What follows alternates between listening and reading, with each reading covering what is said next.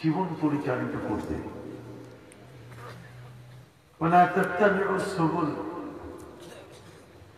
অনেক রাস্তা আছে, সব রাস্তায় হাঁটা যাবে না, সব রাস্তায় চলা যাবে না, সব রাস্তায় ঘোরাফেরা করা যাবে না। তাহলে তাহলে তোমরা আল্লাহর পথ থেকে হারিয়ে যাবে, আল্লাহর পথ থেকে তোমরা সরে যাবে, এই পথে তোমরা ফিরতে পারবে না। আল্লাহ বলছেন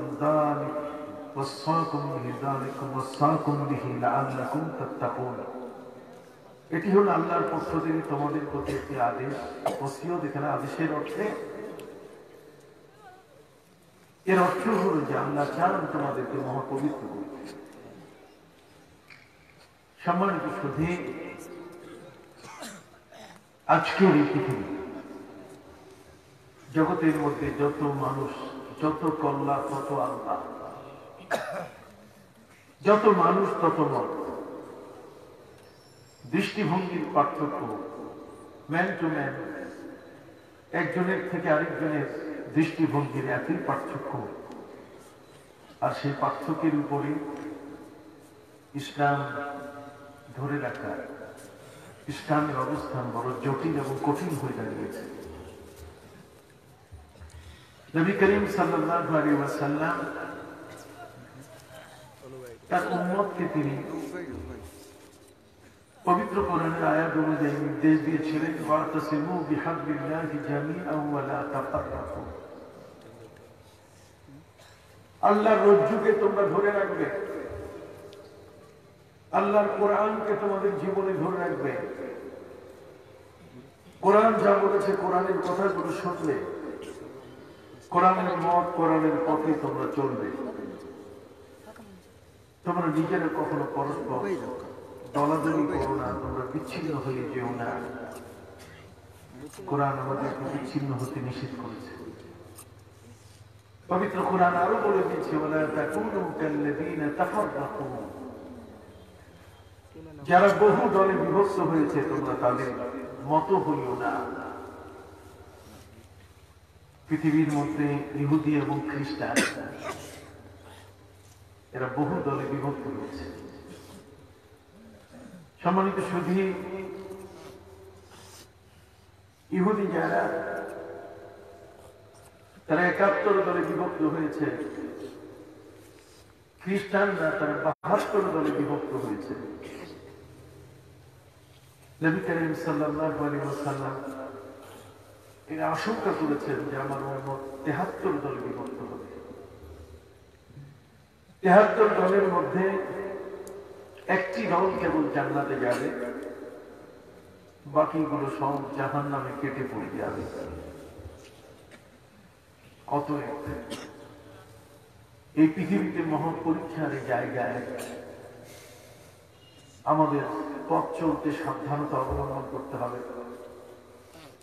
আমাদেরকে কথা বলতে গেলে সাবধানতা অবলম্বন করতে হবে। আমাদেরকে ইবাদত করতে গেলে সাবধানতা অবলম্বন করতে হবে। মাঝে মধ্যে কোন শয়তান যেন আমাকে এসে ধোঁকা না দেয়।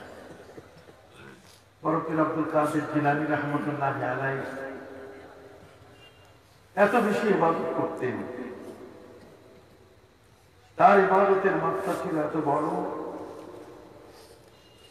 আমরা আমাদের সময়কালে আমাদের জীবনে দিনে একবারও কোরআন শরীফের ২টা আয়াত পড়ার সময় পাই না। আর এই সমস্ত মহান বুজুর্গ যারা মায়ের গর্ভ থেকে কোরআনের আওয়াজ, কোরআনের তেলাওয়াত যারা শুনে এসেছেন, মায়ের গর্ভ থেকে কোরআনের তেলাওয়াত যারা শুনে এসেছেন, যারা জন্ম নেওয়ার পরে হাফেজে কোরআন হয়ে গেছে,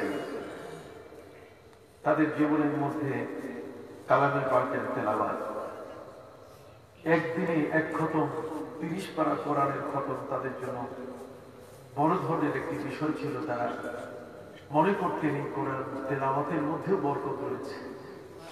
কথা বলেন, হরদম তারা কোরআন তেলাওয়াত করতেন। কোরআনের প্রতি তাদের সম্মান ছিল এত বড়,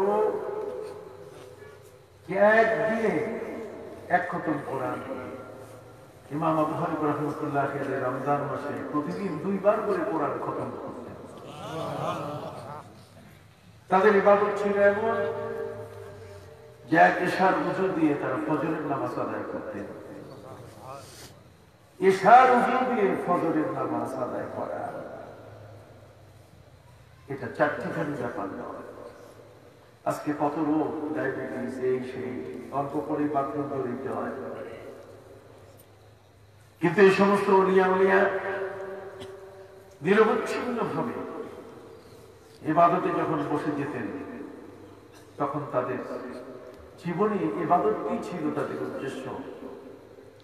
তারা নেবারি করেন নাই জান্নাত পাওয়ার আশায়, জান্নাত পাইতে হবে এই আশায় তারা ইবাদত করেন নাই। তাদের উদ্দেশ্য ছিল আল্লাহকে পাওয়া। তাকে পাওয়া।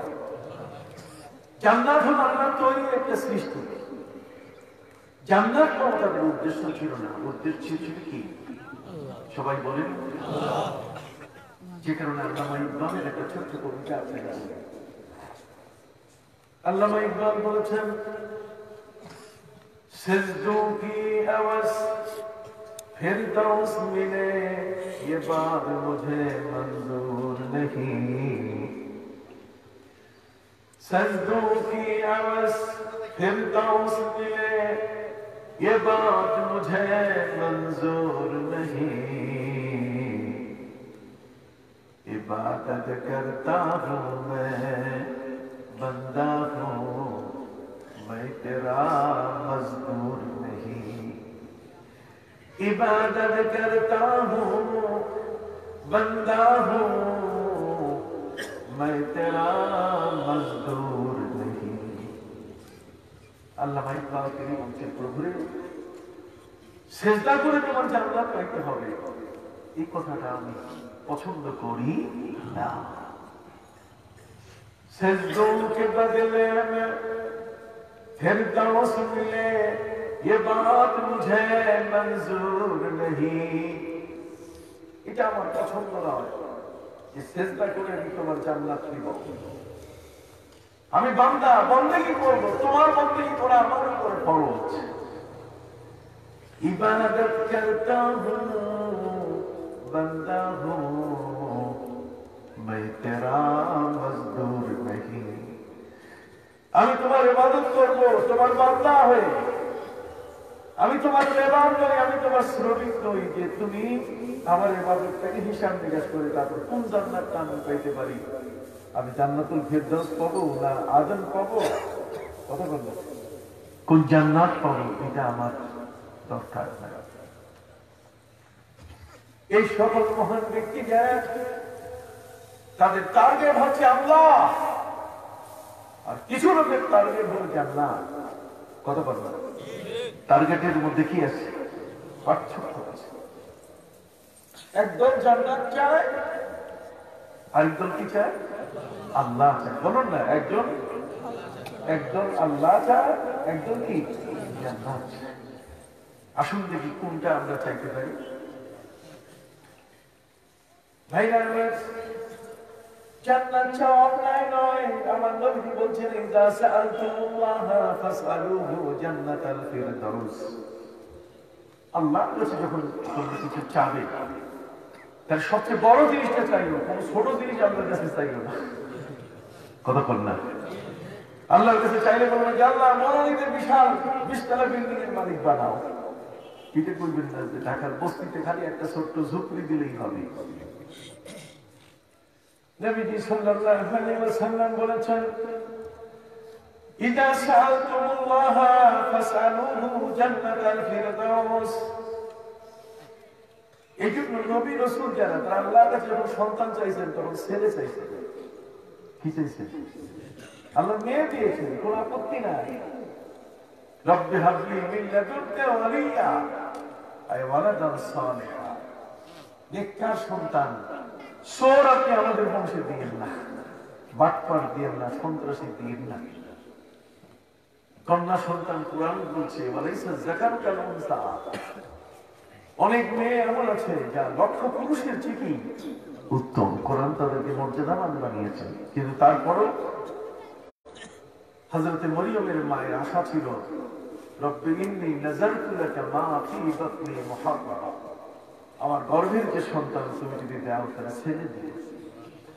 চাওয়াটা চাইতে যেটি মানুষ পছন্দ করে বেশি, একজন নারী হয়ে নারী না চেয়ে তিনি চাইলেন কি? একজন পুত্র সন্তান, একটি ছেলে চাইলেন। যা হোক, নবীজি বলেছেন, ইযা সাআলতুমুল্লাহ ফাসআলুহু জান্নাতাল ফিরদাউস, আল্লাহর কাছে চাইলে জান্নাতুল ফিরদাউস চাইবা, সবচেয়ে বড়টা চাইবা। আল্লাযীনা ইয়ারিসুনাল ফিরদাউস হুম ফিহা খালিদুন। আল্লাহ বলছেন যে আমার ইমানদার ব্যক্তিদের জন্য আমি পুরস্কার রেখেছি, তাদেরকে ওয়ারিস বানিয়েছি আমার ফিরদাউসের। সুবহানাল্লাহ। যদিও জান্নাতের মধ্যে সবচেয়ে প্রথম আল্লাহ সৃষ্টি করেছেন জান্নাত আদন। জান্নাত আদন ইউহাল্লাউ, জান্নাত আদন ইয়াদখুলুনহা ওয়া মান সালাহা মিন আবাইহিম ওয়া আজওয়াজিহিম ওয়া যুররিয়াতিহিম ওয়াল মালায়েকাতু ইয়াদখুলুনা আলাইহিম মিন কুল্লি বাব। যাও সম্মানিত শুধু আল্লাহর কাছে চাইতে গেলে সবচেয়ে বড় জিনিসটাই চাইতে হবে, কি হলো কথা। এটা এখন বড় জিনিস কোনটা? হযরত মুসা আলাইহিস সালাম আল্লাহকে দেখতে চাইছেন।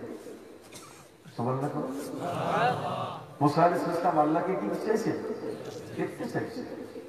তার মরণ মাতব্বর গ্রামের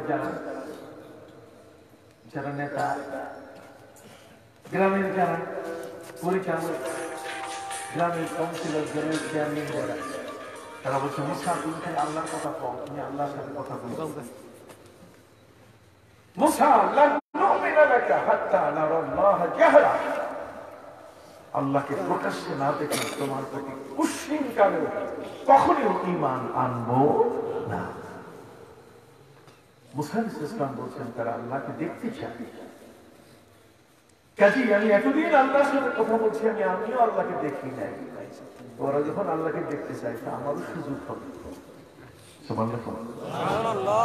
আচ্ছা, কি পৃথিবীর কোন এমন চক্ষু যে চক্ষু আল্লাহকে দেখতে চাইবে না? কথা বলুন, পৃথিবীর কি এমন কোন চক্ষু আছে যে চক্ষু আল্লাহর দিকে তাকাবে না? কথা বলুন। কিন্তু আল্লাহ রব্বুল আলামিন তিনি বলে দিয়েছেন, لا تدركه الأبصار وهو يدرك الأبصار।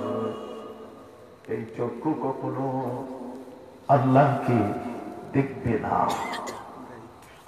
তাহলে এতদিন পর্যন্ত আল্লাহর ইবাদত করলাম, বন্দেগী করলাম, আল্লাহকে যদি না দেখি তাহলে না দেখার অবস্থায় কি থাকবে? সব কি ফয়সালা হবে না দেখা অবস্থায়?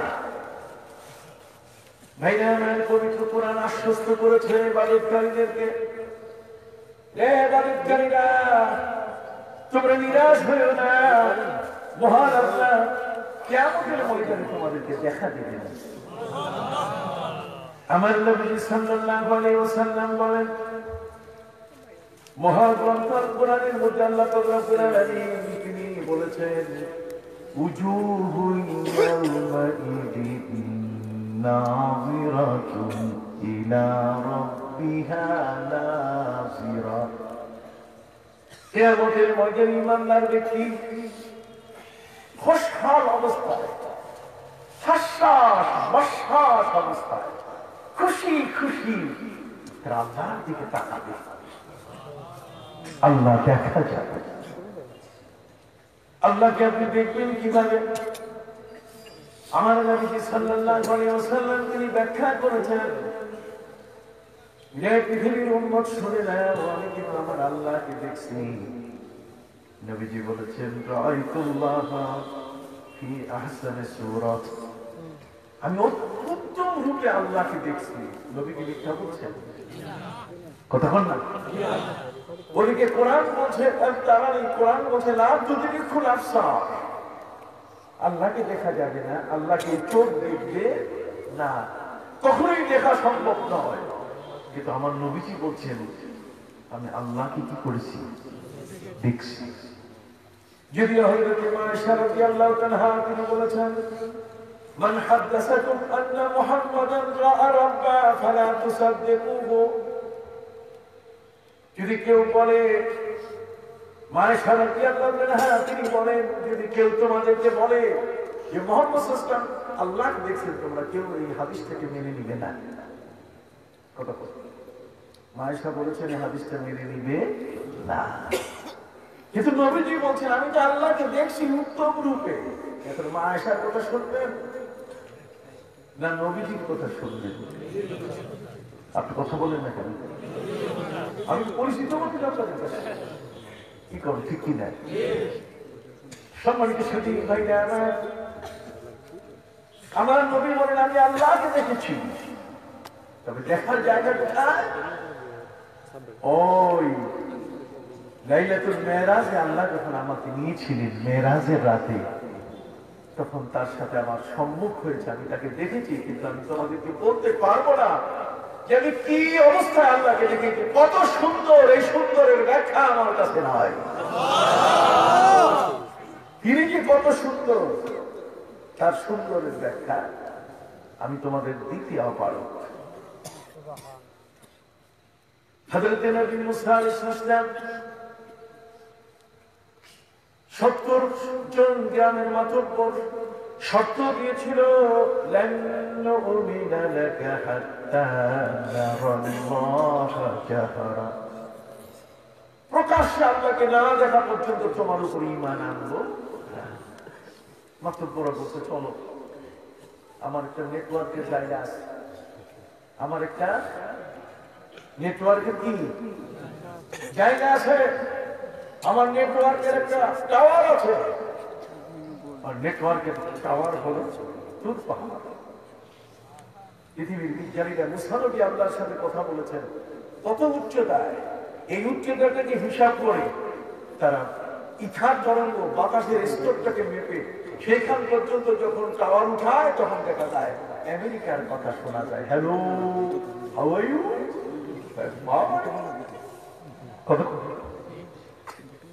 ওই স্তর পর্যন্ত মুসা আলাইহিস সালাম যে তুর পাহাড়ের যেই উচ্চতায় আল্লাহর সাথে কথা বলেছেন, পৃথিবীর বিজ্ঞানীরা ঠিক ওই উচ্চতা পর্যন্ত তাদের টাওয়ার গুলো যখনই নিয়েছে, তখনই পৃথিবীর এক প্রান্তের সাথে আরেক প্রান্তের যোগাযোগ সৃষ্টি হয়ে গেছে। সুবহানাল্লাহ, আরো জোরে বলুন সুবহানাল্লাহ। হযরত নবী মুসা আলাইহিস সালাম এলাকার পঞ্চায়েত, এলাকার মুরব্বী, এলাকার কমিশনার, মাতব্বর, এলাকার এই সমস্ত ব্যক্তিবর্গ যারা বলেছে মুসা কখনোই ঈমান আনবো না যতক্ষণ পর্যন্ত প্রকাশ্যে আল্লাহকে দেখা যাবে না। মুসা নবী বলছে তাহলে চলো, আমার একটা টাওয়ার আছে, টাওয়ারে নিয়ে যাই। 3G মোবাইলে দেখা যায়, ওটা 5G, তার চেয়ে আরো বেশি জি, তার চেয়ে কি বেশি জি আরো বেশি আছে, গিগাবাইটের মতো অনেক বেশি। অতএব চলো, যখন 70 জন লোককে সাথে নিয়ে, 70 জন মাতব্বরকে সাথে নিয়ে নবী মুসা আলাইহিস সালাম তুর পাহাড়ে উঠে প্রস্তুতি নিচ্ছেন আল্লাহকে বলবেন।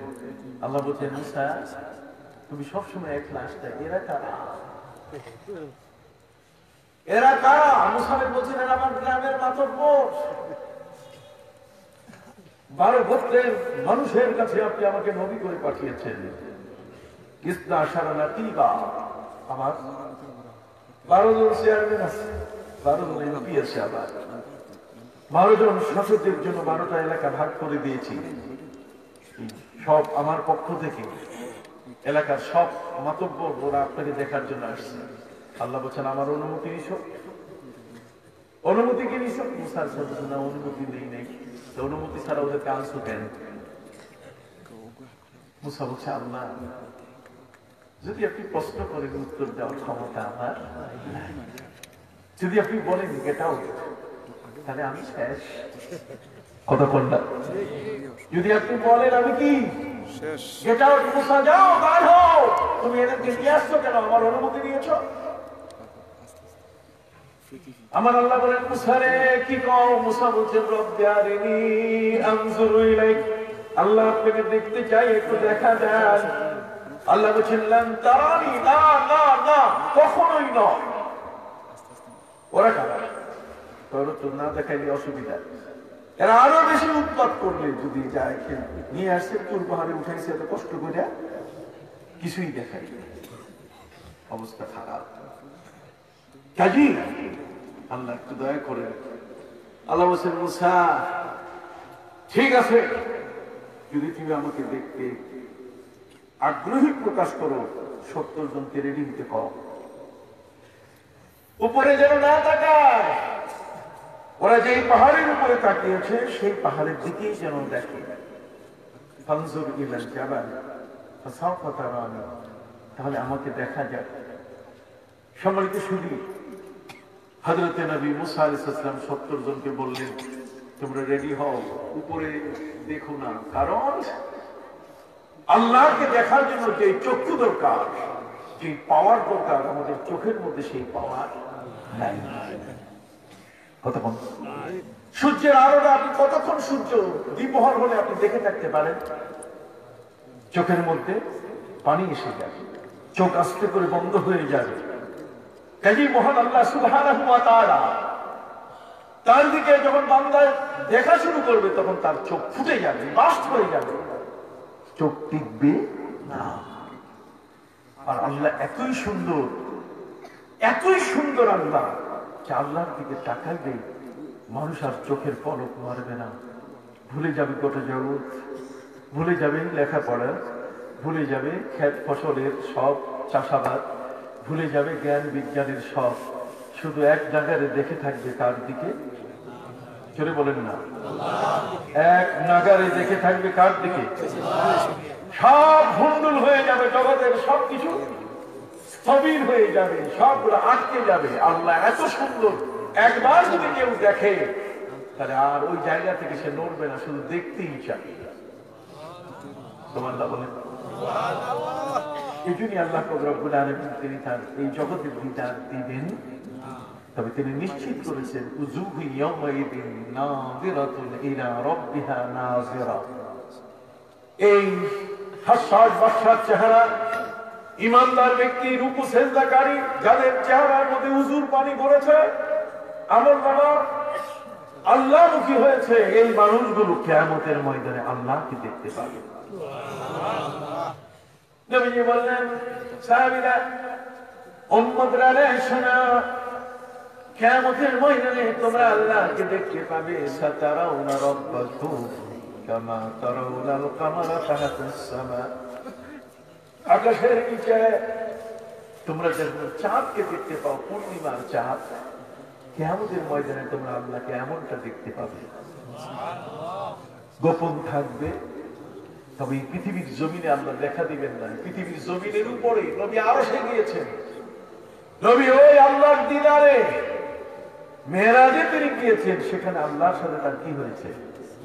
দেখা হয়েছে। সেই জগৎ আরেক জগৎ, ওই জগতে আল্লাহ দেখতে মানা নয়। কথা কি বুঝতে পেরেছি?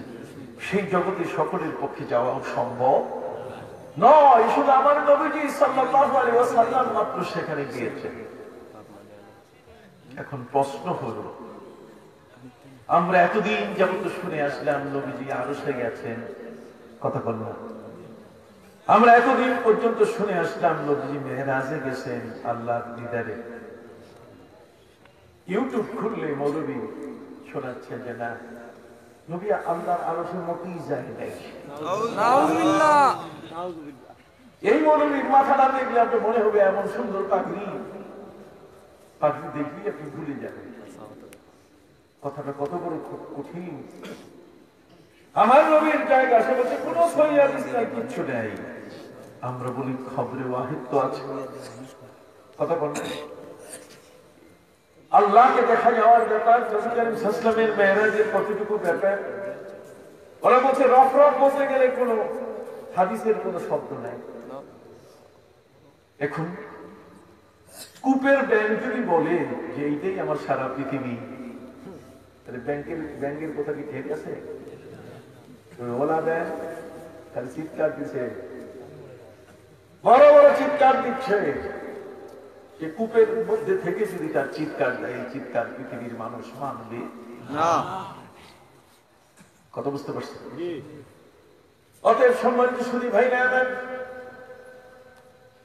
আমার নবী সাল্লাল্লাহু আলাইহি ওয়াসাল্লাম তিনি বলেছেন, রাআইতুল্লাহ ফি আহসানি সূরা, আমি আল্লাহকে উত্তম রূপে দেখেছি, কিন্তু সেই রূপের ব্যাখ্যা দেওয়ার ক্ষমতা আমার কাছে নাই।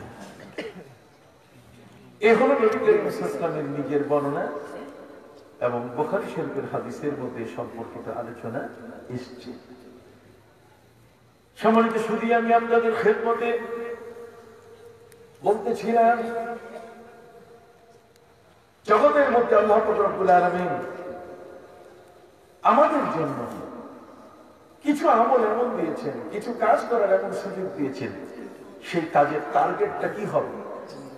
টার্গেটটা জান্নাত পাওয়া হবে, টার্গেটটা আল্লাহ পাওয়া হবে।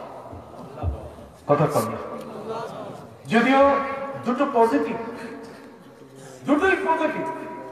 জান্নাত পাওয়াটাও এটি আমাদের জন্য কল্যাণের বিষয়, কিন্তু আল্লাহ পাওয়া এটি তো মহা কল্যাণ। কথা কি বুঝতে পেরেছি?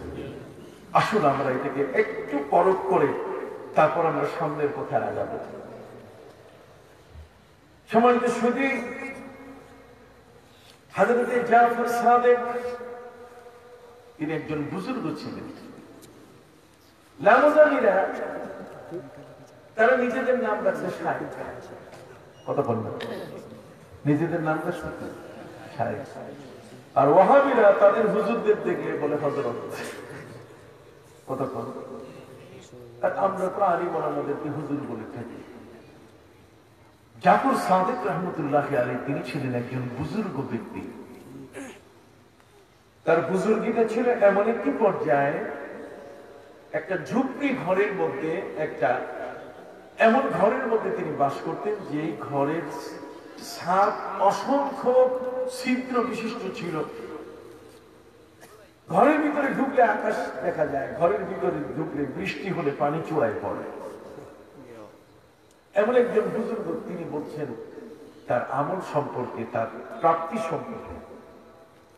তিনি বলেছেন, নাখা হাম খাবে দুনিয়া, নাখা হাম রাহাতে উকবা, নাখা হাম খাবে দুনিয়া, নাখা হাম রাহাতে উকবা, अगर खा हम तो राखा हम, न खा हम बागरी जवानेरा। তিনি বলছেন, প্রভুরে, না খা হাম খোবে দুনিয়া, পৃথিবীর মহাশান্তি যদি তুমি আমাকে দাও, পৃথিবীর শান্তির শেষ নাই, সবগুলো তুমি আমাকে দিয়েছো, কিন্তু তুমি নাই, তুমি দূরে, কিন্তু তোমার শান্তি আমার কাছে। এই শান্তি আমার প্রয়োজন নাই। আপনি কি বুঝতে পারছেন থিঙ্কিং, চিন্তাটা? টার্গেট কি? এই টার্গেটের উপরে আমার পদক্ষেপ হবে, আমার অ্যাম্বিশন, আমার প্রাপ্তিটা কোথায়, আমি কোন জায়গায় কাকে পেতে চাই, ঠিক সেই অনুযায়ী আমার কি হবে, প্রস্তুতি হবে। আমি যদি হিমালয় ৩৫,০০০ ফিট উপরে মাথার উপরে উঠতে চাই, তাহলে আমার প্রস্তুতিটা তেমন হয়। আর যদি এমন হয় যে মুসা ইবনে ইব্রাহিমের মতো, কথা বলবেন, খালি কোনো মতে একটা ফ্ল্যাগ উড়াইয়া বাংলাদেশে এসে বলছি আমি হিমালয় পর্বতে উঠছি, আসলে উঠে নেই সে। কথা বলবেন, সারা দেশ থেকে তাকে সম্বর্ধনা দেওয়া হলো, বাংলাদেশের একটি ছেলে মুসা হিমালয় জয় করেছে, আসলে করে। কথা বুঝতে পারছি? আমার অ্যাম্বিশনটা কোথায়, আমার টার্গেটটা কোথায়? আমি যদি আল্লাহকে পাওয়ার চেষ্টা করি, তাহলে আমার টার্গেট হবে ভিন্ন, আমার কাজকর্ম হবে ভিন্ন। আমি যদি জান্নাত পেতে চাই, তাহলে আমার কাজ হবে ভিন্ন। কথা কথা কবিতার ভাষায় বলছেন, না খা হাম খাবে দুনিয়া, না খা হাম রাহাতে উকবা। প্রভু, পৃথিবীর তুমি সব শান্তি আমাকে দিলে, যত ধরনের সুখ আছে সবগুলো তুমি আমাকে দিলে, কিন্তু তুমি নাই, তুমি দূরে। এই পৃথিবীর শান্তি আমার দরকার নাই। ঠিক অনুরূপ ভাবে তুমি আখিরাতে আমাকে খুব মহাশান্তি দিয়ে দিলে, আরশের ছায়া দিয়ে দিলে, কিন্তু আমি তোমাকে পাচ্ছি না। যদি না পাই তাহলে সেই শান্তিও আমার দরকার।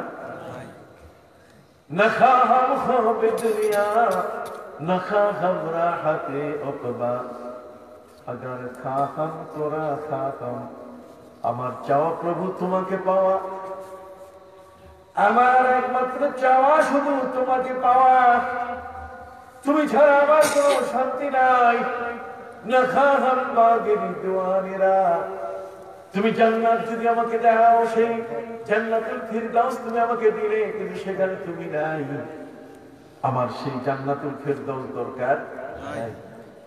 তুমি আমার এই ছোট্ট ঝুপড়ি, যেখানে সূর্যের আলো ঠিকরিয়ে পড়ে, যেখানে বৃষ্টির পানি চুয়াইয়া চুয়াইয়া টপ টপ করে গায়ে পড়ে, ওই ভাঙ্গা ঘরে যদি তুমি আসো, আমাকে যদি দেখা দাও, তাহলে ওটাই আমার জান্নাত।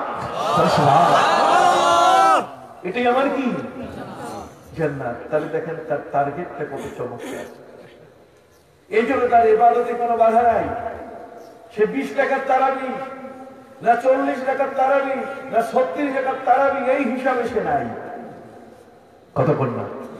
সে তার সেজদার সময় নিয়ে কোনোদিন চিন্তা করে না ঘড়ির কাঁটা দিয়া, যে আমি 3 তাসবিহ সেজদা দিব, না আমি 7 তাসবিহ সেজদা দিব, না আমি সেখানে 15 তাসবিহ সেজদা দিব। তখন তার ঘড়ির কাঁটায়, তখন সংখ্যায় তার তাসবিহ আসে না। তখন মাথা রাখার পরে তার মন চায় যে দীর্ঘ সময় পর্যন্ত আমি সেজদায় পড়ে থাকবো। আমার নবীজির জীবনটা ছিল ঠিক এমনই। ভাইরা আমার, 3 জন সাহাবী আমার নবীজির আমল জানার জন্য নবীজির বাড়িতে হাজির হলেন, কিন্তু আমার নবীজি বাড়িতে ছিলেন না। 3 জনই নবী করিম সাল্লাল্লাহু আলাইহি ওয়াসাল্লামের বাড়িতে এসে নবীজির কাছে আমল শেখার জন্য। আমাদেরকে আমল কাদের? আমল বাদ দেয়। নবীজির থেকে আসা আমল, সাহাবায়ে কেরামের থেকে আমল করে আমলগুলো বর্তমান যুগে কিছু বাতিলপন্থী মানুষ কেটে দেয়, কমায় দেয়। কথা কথা কি করে দেয়? কমায় দেয়। কিন্তু নবীর দরবারে সাহাবী যাচ্ছেন না, বেশি আমল করতে চায়। এই বেশি আমল করতে চাই। দেখেন 3 জন সাহাবী নবীজির বাড়িতে গেলেন আমল শেখার জন্য। আল্লাহর হাবিব সাল্লাল্লাহু আলাইহি ওয়াসাল্লামের কাছে হাজির হলেন, কিন্তু নবীজির বাড়িতে হাজির হলেন, নবীজি নাই। 3 জনে মিলে তারা সিদ্ধান্ত নিলেন যে দেখো, এখানে আসলে একটা মহৎ উদ্দেশ্যে, নবীর আমলগুলো জানার জন্য। নবী নাই, তাতে কি হয়েছে? নবীর ঘরে নবীর স্ত্রী হযরতে মা আয়েশা আছে। কাজী মা আয়েশাকে আমরা জিজ্ঞেস করে নবীর ঘরের আমলগুলো একটু জেনে নেই। কথা বললাম, ঘরের আমলগুলো জেনে নেওয়ার সুযোগ আছে কিনা? যেমন ইমাম আবু হানিফা রাহমাতুল্লাহ আলাইহি একবার শুনেছেন যে তার বাড়ির পাশে একজন আল্লাহর ওলি বাস করেন, একজন বুজুর্গ ব্যক্তি তার বাড়ির পাশে। তা আমরা হলে তো দাম দেই না, আমরা হলে হিংসা করি যে উনি উনার বুজুর্গ নিয়ে থাকুক, আমি আমার নিয়ে আসি। কিন্তু ইমাম আবু হানিফা রাহমাতুল্লাহ আলাইহি বিশাল উদার ব্যক্তি। তিনি সব সাথীদেরকে নিয়ে বললেন, চলো পিসসাহেবের বাড়িতে যাই, ওনার সাথে দেখা করি। বুজুর্গের সাথে দেখা করলে, ভালো মানুষের সাথে যদি দেখা করা হয়, তো আল্লাহ তাআলা অন্তত চোখের গুনাহ মাফ করে দেন। কি বলেন, ঠিক কিনা? এই যে আপনাদের মাহফিলে ঢাকা থেকে, কাছে থেকে আলিম ওলামা যখন আসবে, আলিম ওলামার দিকে যখন তাকাবেন, এই ভালো মানুষটা এত দূর থেকে আপনার এখানে ওয়াজ করতে আসছে, আল্লাহ তাআলা এর জাযা হিসেবে আপনার চোখের গুনাহ নগদ মাফ করে দিবেন। সুবহানাল্লাহ। মজলিসটার একটা বরকত। ঘরে বসে যদি ওয়াজ শুনেন, পাখাটা যদি এখানে ঘুরে, বাতাস এখানে পাওয়া যাবে, এটা ঘরে যাবে না। কথা বলুন। কাজে ভাগ্যবান ব্যক্তি আপনারা, আপনারা এখানে আজকে এসেছেন। ইমাম আবু হানিফা রাহমাতুল্লাহ আলাইহি একজন মহান বুজুর্গ ব্যক্তি তিনি ছিলেন। বুজুর্গ ব্যক্তি যারা, তাদের জীবনে আমল করতে গিয়ে তারা কখনো দ্বিধা করেন না। তিনি তার সাথীদেরকে নিয়ে পীর সাহেবের বাড়িতে গেলেন পীর সাহেবের সাথে সাক্ষাৎ করার জন্য। গিয়ে দেখেন পীর সাহেব বাড়িতে নাই। পীর সাহেব কি পীর সাহেব বাড়িতে না থাকলে এখন কি করবেন? চলে আসা তার উপায় নেই। উনি বলছেন যে না, চলো পীর সাহেব কোন জায়গায় থাকে, থাকার জায়গাটা দেখি। দেখলো সব, দেখলো কি? আপনি বলবেন যে হুজুর এত সব সব করেন কেন? আরে করবো না, আমার ভাগ্য খালি। আমি জানি যে কিয়ামতের ময়দানে এই আমল দিয়ে আমি পার হতে পারবো কিনা। তুমি বাটপারি করতে এসো না আমার আমলে, আমার আমল দিয়ে আমাকে জান্নাতে যাবার সুযোগ করে দাও। তুমি আমার নবীও না, তুমি আমার রাসূলও না, তুমি আমার অনুসরণীয় ব্যক্তিও না। তোমাকে সাপোর্ট করলেই না আমার কথা। হযরত ইমাম আবু হানিফা রাহমাতুল্লাহ আলাইহি তিনি গেলেন, যাওয়ার পিছনে কারণ মানুষ যেখানে নামাজ পড়ে ওই নামাজের জায়গাটাও বরকতের জায়গা হয়। নবী করিম সাল্লাল্লাহু আলাইহি ওয়াসাল্লাম হযরত আবু মুসা আশআরী রাদিয়াল্লাহু আনহু বলেন যে রাসূল আপনি একটু আমার বাড়িতে যাবেন। তো নবীজিকে নিজের বাড়িতে দাওয়াত দেওয়া এটা বিরাট ব্যাপার না? কতক্ষণ নবীজি কারো বাড়িতে যদি যান এটা কি ছোটখাটো বিষয়? আজকে যদি নবীজি এই জমিনের উপরে হিনে হায়াতে আমাদের মতো থাকতেন, তাহলে আমরা প্লেন ভাড়া করে নিল এখানে সাহেব কেবলার বাড়িতে যেমন আমরা বাস ভাড়া করে যাই, কতক্ষণ না নবীজিকে দেখার জন্য আমরা মদিনায় প্লেন ভাড়া করে যাইতাম। কি আমি কি ভুল বলছি? আমাদের মধ্যে কি সেই মান নাই? নবীর প্রতি কি ভালোবাসা কম? এখানে কোন টাকার প্রশ্ন আছে? এখানে কষ্টের কোন প্রশ্ন আছে? এখানে আর কোন প্রশ্ন আছে? কোন প্রশ্ন নাই। নবীজিকে দাওয়াত করি, আমরা বলি দাওয়াত মানে খাওয়া। আমরা মনে করি দাওয়াত মানে কি? খাওয়া। কিন্তু সাহাবী নবীকে নিজের ঘরে দাওয়াত করলেন, নবী আমার ঘরে আসবেন। নবীজি সাল্লাল্লাহু আলাইহি ওয়াসাল্লাম তার ঘরে তাশরীফ নিলেন, তার ঘরে উপস্থিত হলেন। তিনি জিজ্ঞেস করলেন, সাহাবী তুমি আমাকে কেন ডেকেছো? তিনি বলেন যে হুজুর আমার ঘরে আপনি 2 রাকাত নামাজ পড়ে থাকেন। এই 2 রাকাত নামাজের জায়গাটাতে আপনি যেখানে দাঁড়াইছেন এই জায়গায় আমার মরার আগ পর্যন্ত ওই জায়গায় আমি নামাজ পড়তে চাই। আপনার জায়গাটা আপনার দাঁড়াবার কারণে বরকতপূর্ণ হয়ে গেছে। তাহলে দেখেন দৃষ্টিভঙ্গিটা কত চমৎকার। আমি তো চাই বেশি নিয়তুল মুমিনি খায়রুম মিন আমালি। একজন ব্যক্তির নিয়ত তার আমলের চেয়ে উত্তম। ওই মৌলবী কয় নিয়ত মুখ দিয়ে করা যাবে না, কতক্ষণ না নিয়তুল মুমিনি খায়রুম মিন আমালি, তার আমলের চেয়ে তার নিয়তের গুরুত্ব অনেক বেশি। যেমন আপনি একটা পুকুর খনন করছেন, পুকুর খনন করছেন, আপনি কি করবেন? মাছের চাষ করবেন। কতক্ষণ উদ্দেশ্য কি? উদ্দেশ্য মানে নিয়ত করলা। উদ্দেশ্য মানে কি? আপনি নিয়ত করছেন কি? আপনার উদ্দেশ্যটা কি?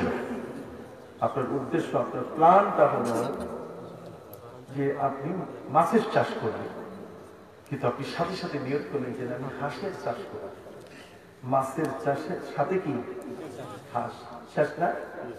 কিন্তু না, আপনি সাথে সাথে আরো নিয়ত করলেন যে এই পুকুর থেকে পবিত্র হবে। এই পুকুরটা এই কারণে খনন করছি যে পাশের আশপাশের যত পোকামাকড়, কিরা, কীট পতঙ্গ যা আছে এগুলো এখান থেকে পানি খাবে, এখান থেকে মানুষ মিঠা পানি নিজের ঘরে নিয়ে পান করবে। তাহলে দেখেন তো, কাজ করলেন আপনি একটা, আর নিয়ত করলেন কি অনেক। কতক্ষণ না নিয়ত করলেন কি? এখন আপনি দেখেন যে আপনার এই আমল নামার মধ্যে কতগুলো ফান্ড তৈরি হয়ে গেল, কতগুলো অ্যাকাউন্ট খুলে ফেললেন নিয়তের মাধ্যমে। সুবহানাল্লাহ। নিয়তের মাধ্যমে আপনার কি খুলে গেল? এক একটা অ্যাকাউন্ট খুলে গেল। আপনি ওই অ্যাকাউন্টের মধ্যে যে নিয়ত করছেন ওই অনুযায়ী সবগুলো সেখানে অনলাইনের মতো মানুষ ওখানে গোসল করুক আর নাই করুক, উযু করুক আর নাই করুক, প্রতিটি মুহূর্তে মনে হয় হাজার হাজার মানুষ আপনার পুকুরে উযু করতেছে, আর এই সবটা আপনার আমল নামায় দিচ্ছে। আপনি মদিনা সম্বন্ধে একটু কথা বলুন। মদিনার সম্পর্কে নবী করিম সাল্লাল্লাহু আলাইহি ওয়াসাল্লাম বলেন, আল তাজিরু ফীহি কাল মুতাসাদ্দিক। নবী করিম সাল্লাল্লাহু আলাইহি ওয়াসাল্লাম বলেছেন আত-তাজিরু ফীহি কাল মুতাসাদ্দিক। নবী করিম সাল্লাল্লাহু আলাইহি ওয়াসাল্লাম তিনি বলেছেন যে কোন ব্যক্তি যদি মদিনায় ব্যবসা করে তাহলে সেই ব্যবসায়ীকে আল্লাহ নবী বলেছেন সে যেন হরদম আল্লাহর রাস্তায় সদকা করছে। as-সাকিনু ফীহি কায-যাতি। নবী করিম সাল্লাল্লাহু আলাইহি ওয়াসাল্লাম বলেছেন মদিনা মুনাওয়ারায় যদি কোনো ব্যক্তি বসবাস করে তাহলে সে যেন আল্লাহর নামে হরদম জিকির করতেছে, তাকে জিকিরকারী হিসাবে জিকিরকারী খাতায় তার নাম লিখে দেওয়া হয়। তাহলে দেখেন আমার আল্লাহ চাচ্ছেন আপনাকে জান্নাতে নিতে, আর বান্দা চাইতেছে লাইনটা কাটতে দিতে। কতক্ষণ না বান্দা চাইতেছে কি লাইনটা কেটে দিতে। আপনি কি বান্দাকে সেই সুযোগ দিবেন? জোরে বলেন। মুখ খুলছেন না কেন? আপনি কাউকে কি সেই সুযোগ দিবেন? হাত উঁচু করেন, সেই সুযোগ দিবেন? সেই সুযোগ দিবেন না। এই সুন্নি মহাসম্মেলন, এই সুন্নি মহাসম্মেলনের উদ্দেশ্য এটাই। সিলেটের মধ্যে আমি তো হাজার হাজার মাহফিলে যাই, আমার চেয়ে বেশি মাহফিল কম মানুষ করে। আমার ডায়েরিতে কোনো জায়গা খালি নাই, সুই ফেলাবার জায়গা নাই। কথা বুঝেন না? কিন্তু এই মাহফিলটা আমার কাছে এমনই একটা গুরুত্বপূর্ণ মাহফিল যেটা বাস্তব সুন্নিয়তকে কায়েম করার একটা মাহফিল। সুবহানাল্লাহ বলেন। এটা আজকে 3 দিন ব্যাপী হচ্ছে। আমাদের মাওলানা জালাল সিদ্দিকী সাহেব, আমি আমেরিকায় যাই, তার সাথে কথা হয়। এই মজলিসে একসাথে বসেই কথা বলেছি। এই মাহফিল এখানে আমি ওয়াজ নসিহত করেছি। সম্মানিত সুধী ভাইরা আমার নবী সাল্লাল্লাহু আলাইহি ওয়াসাল্লাম রোজাদার সম্পর্কে বলছেন, রোজাদার ব্যক্তি রোজা রাখার কারণে ক্লান্ত হয়ে যায়। রোজাদার ব্যক্তি রোজার কারণে কি হয়? ক্লান্ত হয়ে যায়। ক্লান্ত হওয়ার কারণে রোজাদার চুপ করে বসে থাকে। আমার নবী বলেন যদি রোজাদার চুপ করে থাকে তবু প্রতিটি মুহূর্তে হরদম সে যেন আল্লাহর জিকির করছে, জিকিরকারীর খাতায় তার নাম লিখে নেওয়া। তাহলে আমার জীবনের মধ্যে আমলটা সবচেয়ে বড়। নবীজির দরবারে 3 জন সাহাবী আসলেন। কয়জন? 3 জন সাহাবী এসে আবেদন করবেন, কিন্তু নবীজিকে পেলেন না।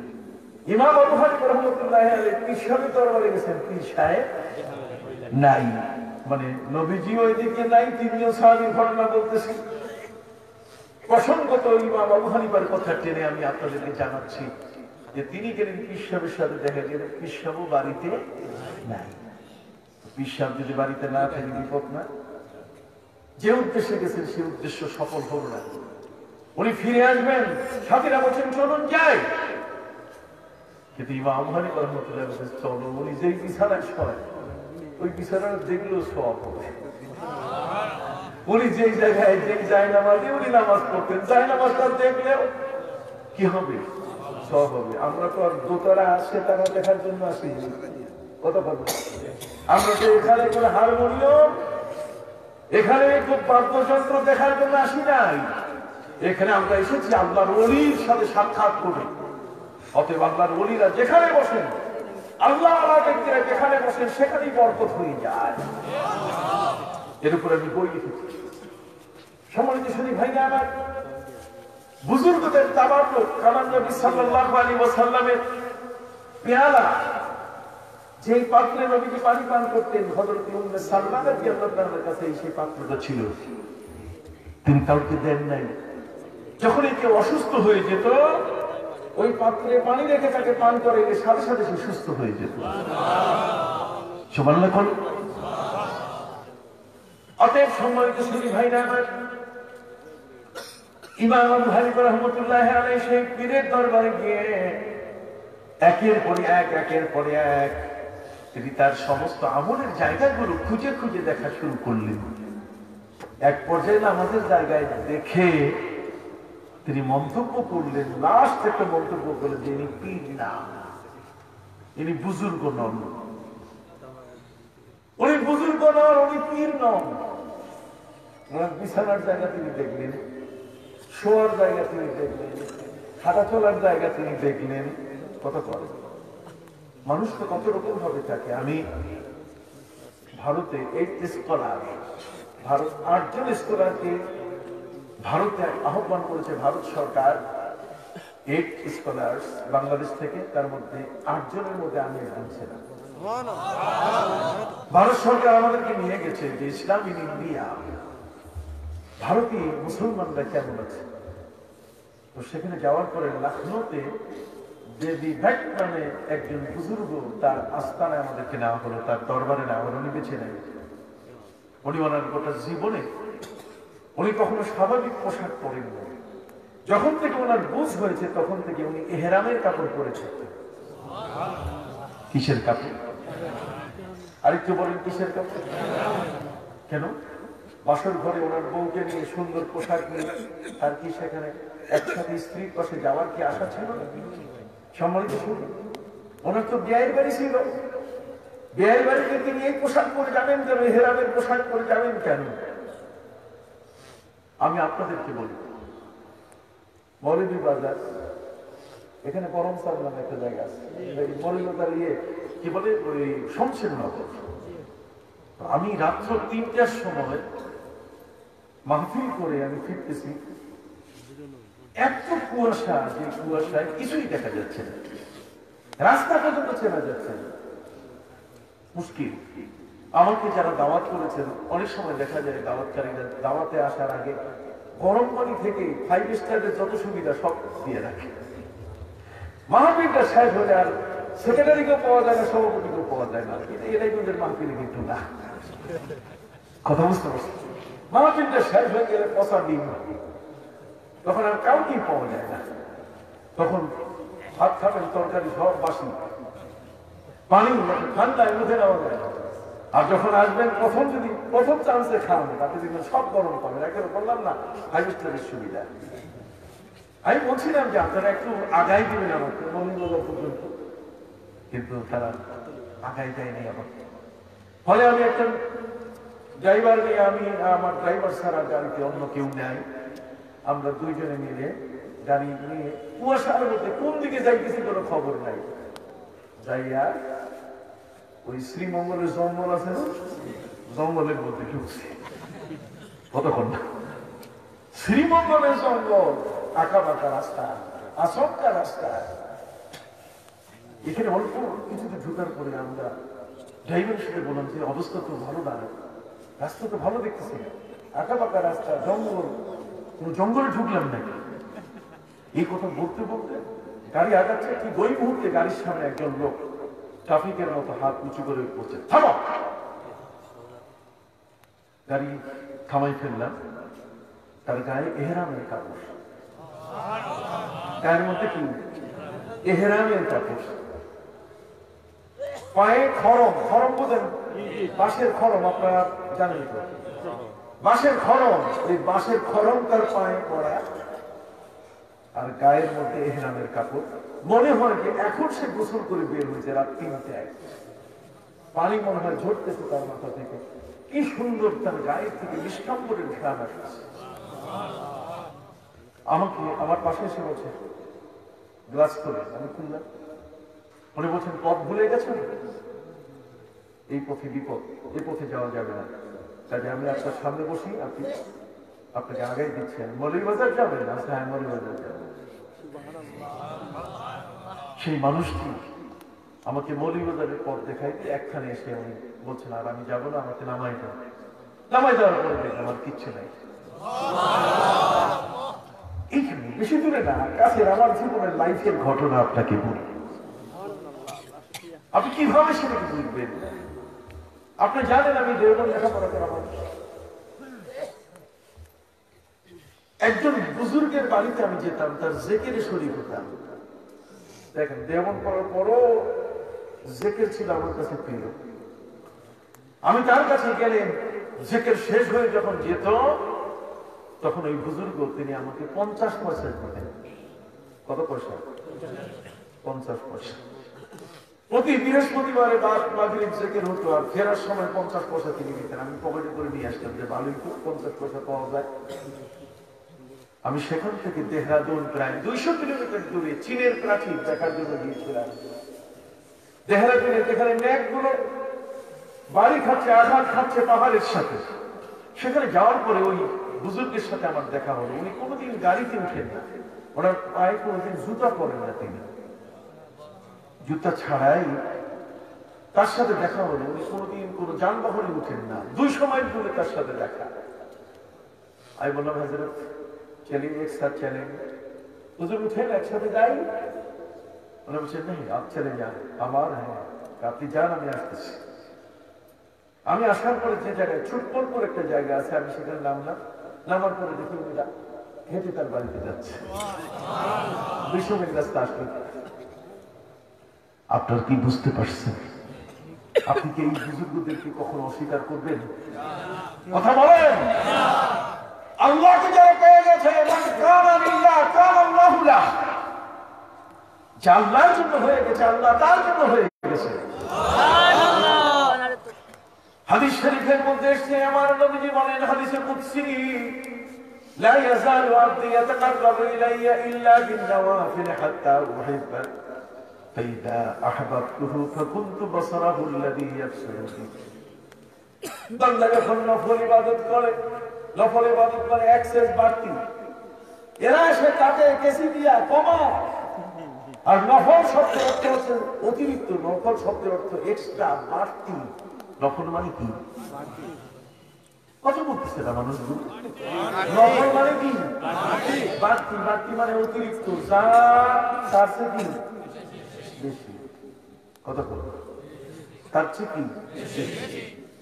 এই নফল ওয়ামিনাল লাইলি ফাতাহাজ্জাদ বিহি নাফিলাতান লাক, নফল মানে অতিরিক্ত, নফল মানে বেশি, এক্সট্রা। এই নফল ইবাদতগুলো, এগুলো করার কারণে আমার নবীজি সাল্লাল্লাহু আলাইহি ওয়াসাল্লাম বলেন যে আল্লাহ নিজেই বলেছেন যে বান্দা ফরজ নামাজ আদায় করার পরে যখন নফল আদায় করা শুরু করে, নফল আদায় করতে করতে তখন সে আমার এমন বন্ধু হয়ে যায়, তখন আমি তার হাত হয়ে যাই, আমি তার পাও হয়ে যাই, আমি তার চক্ষু হয়ে যাই, আমি তার সবকিছু হয়ে যাই।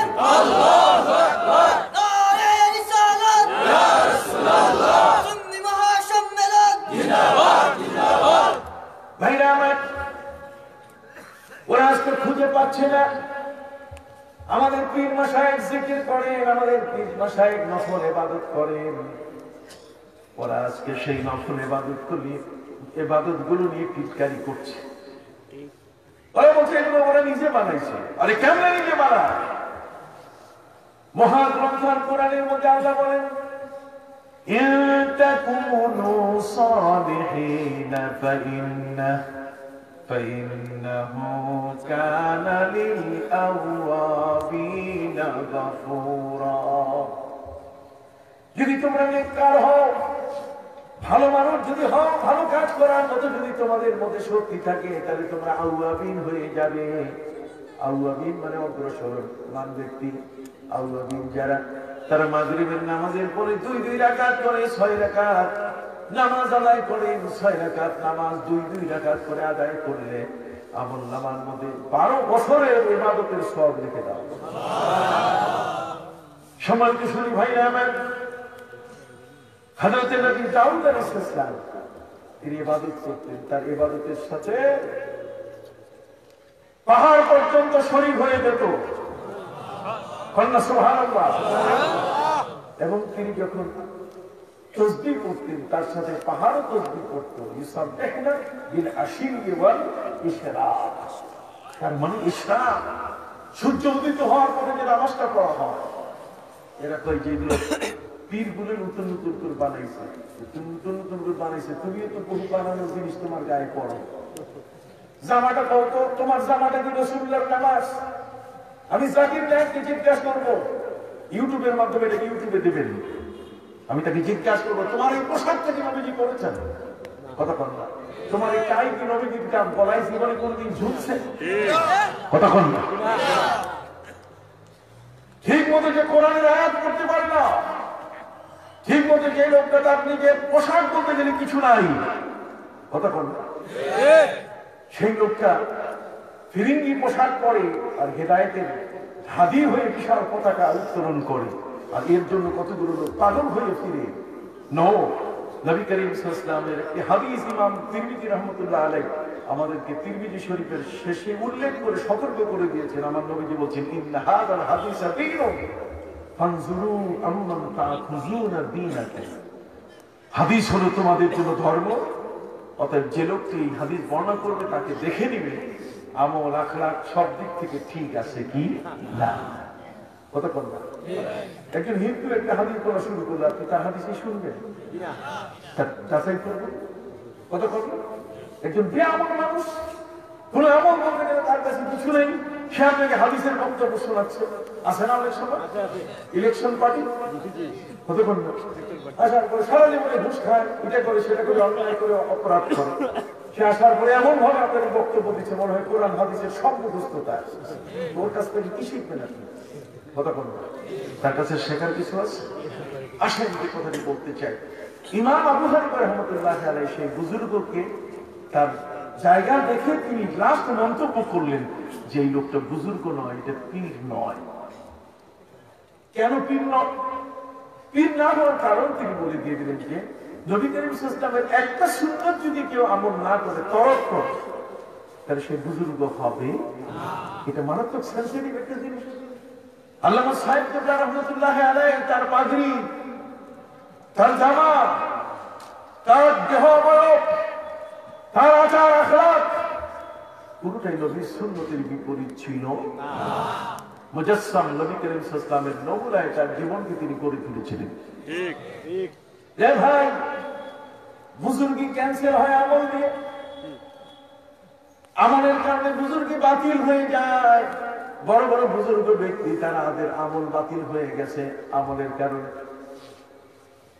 ইমাম আবু হানিফা রাহমাতুল্লাহ আলাইহি দেখলেন সেই বুজুর্গ সিজদা করতে গিয়ে মাটির উপরে হাত রাখছে, হাতের চিহ্ন মাটিতে পড়েছে। এটা দিয়ে তিনি বুঝলেন যে হাতের আঙ্গুলগুলো ফাঁকা। হাতের আঙ্গুল কি? আপনারা সবাই বলছেন না কেন হাতের আঙ্গুল কি? সবাই হাত ওঠান। হাতের আঙ্গুল কি? এই হাতের আঙ্গুল ফাঁকা অবস্থায় যদি আপনি সিজদা করেন তাহলে সুন্নত আদায় হবে। যখন সিজদায় মাথাটা, কপালটা, নাকটা আর কপালটা যখন মাটির উপরে রাখবেন, হাত দুখানা যখন রাখবেন তখন আঙ্গুলগুলো কি থাকবে?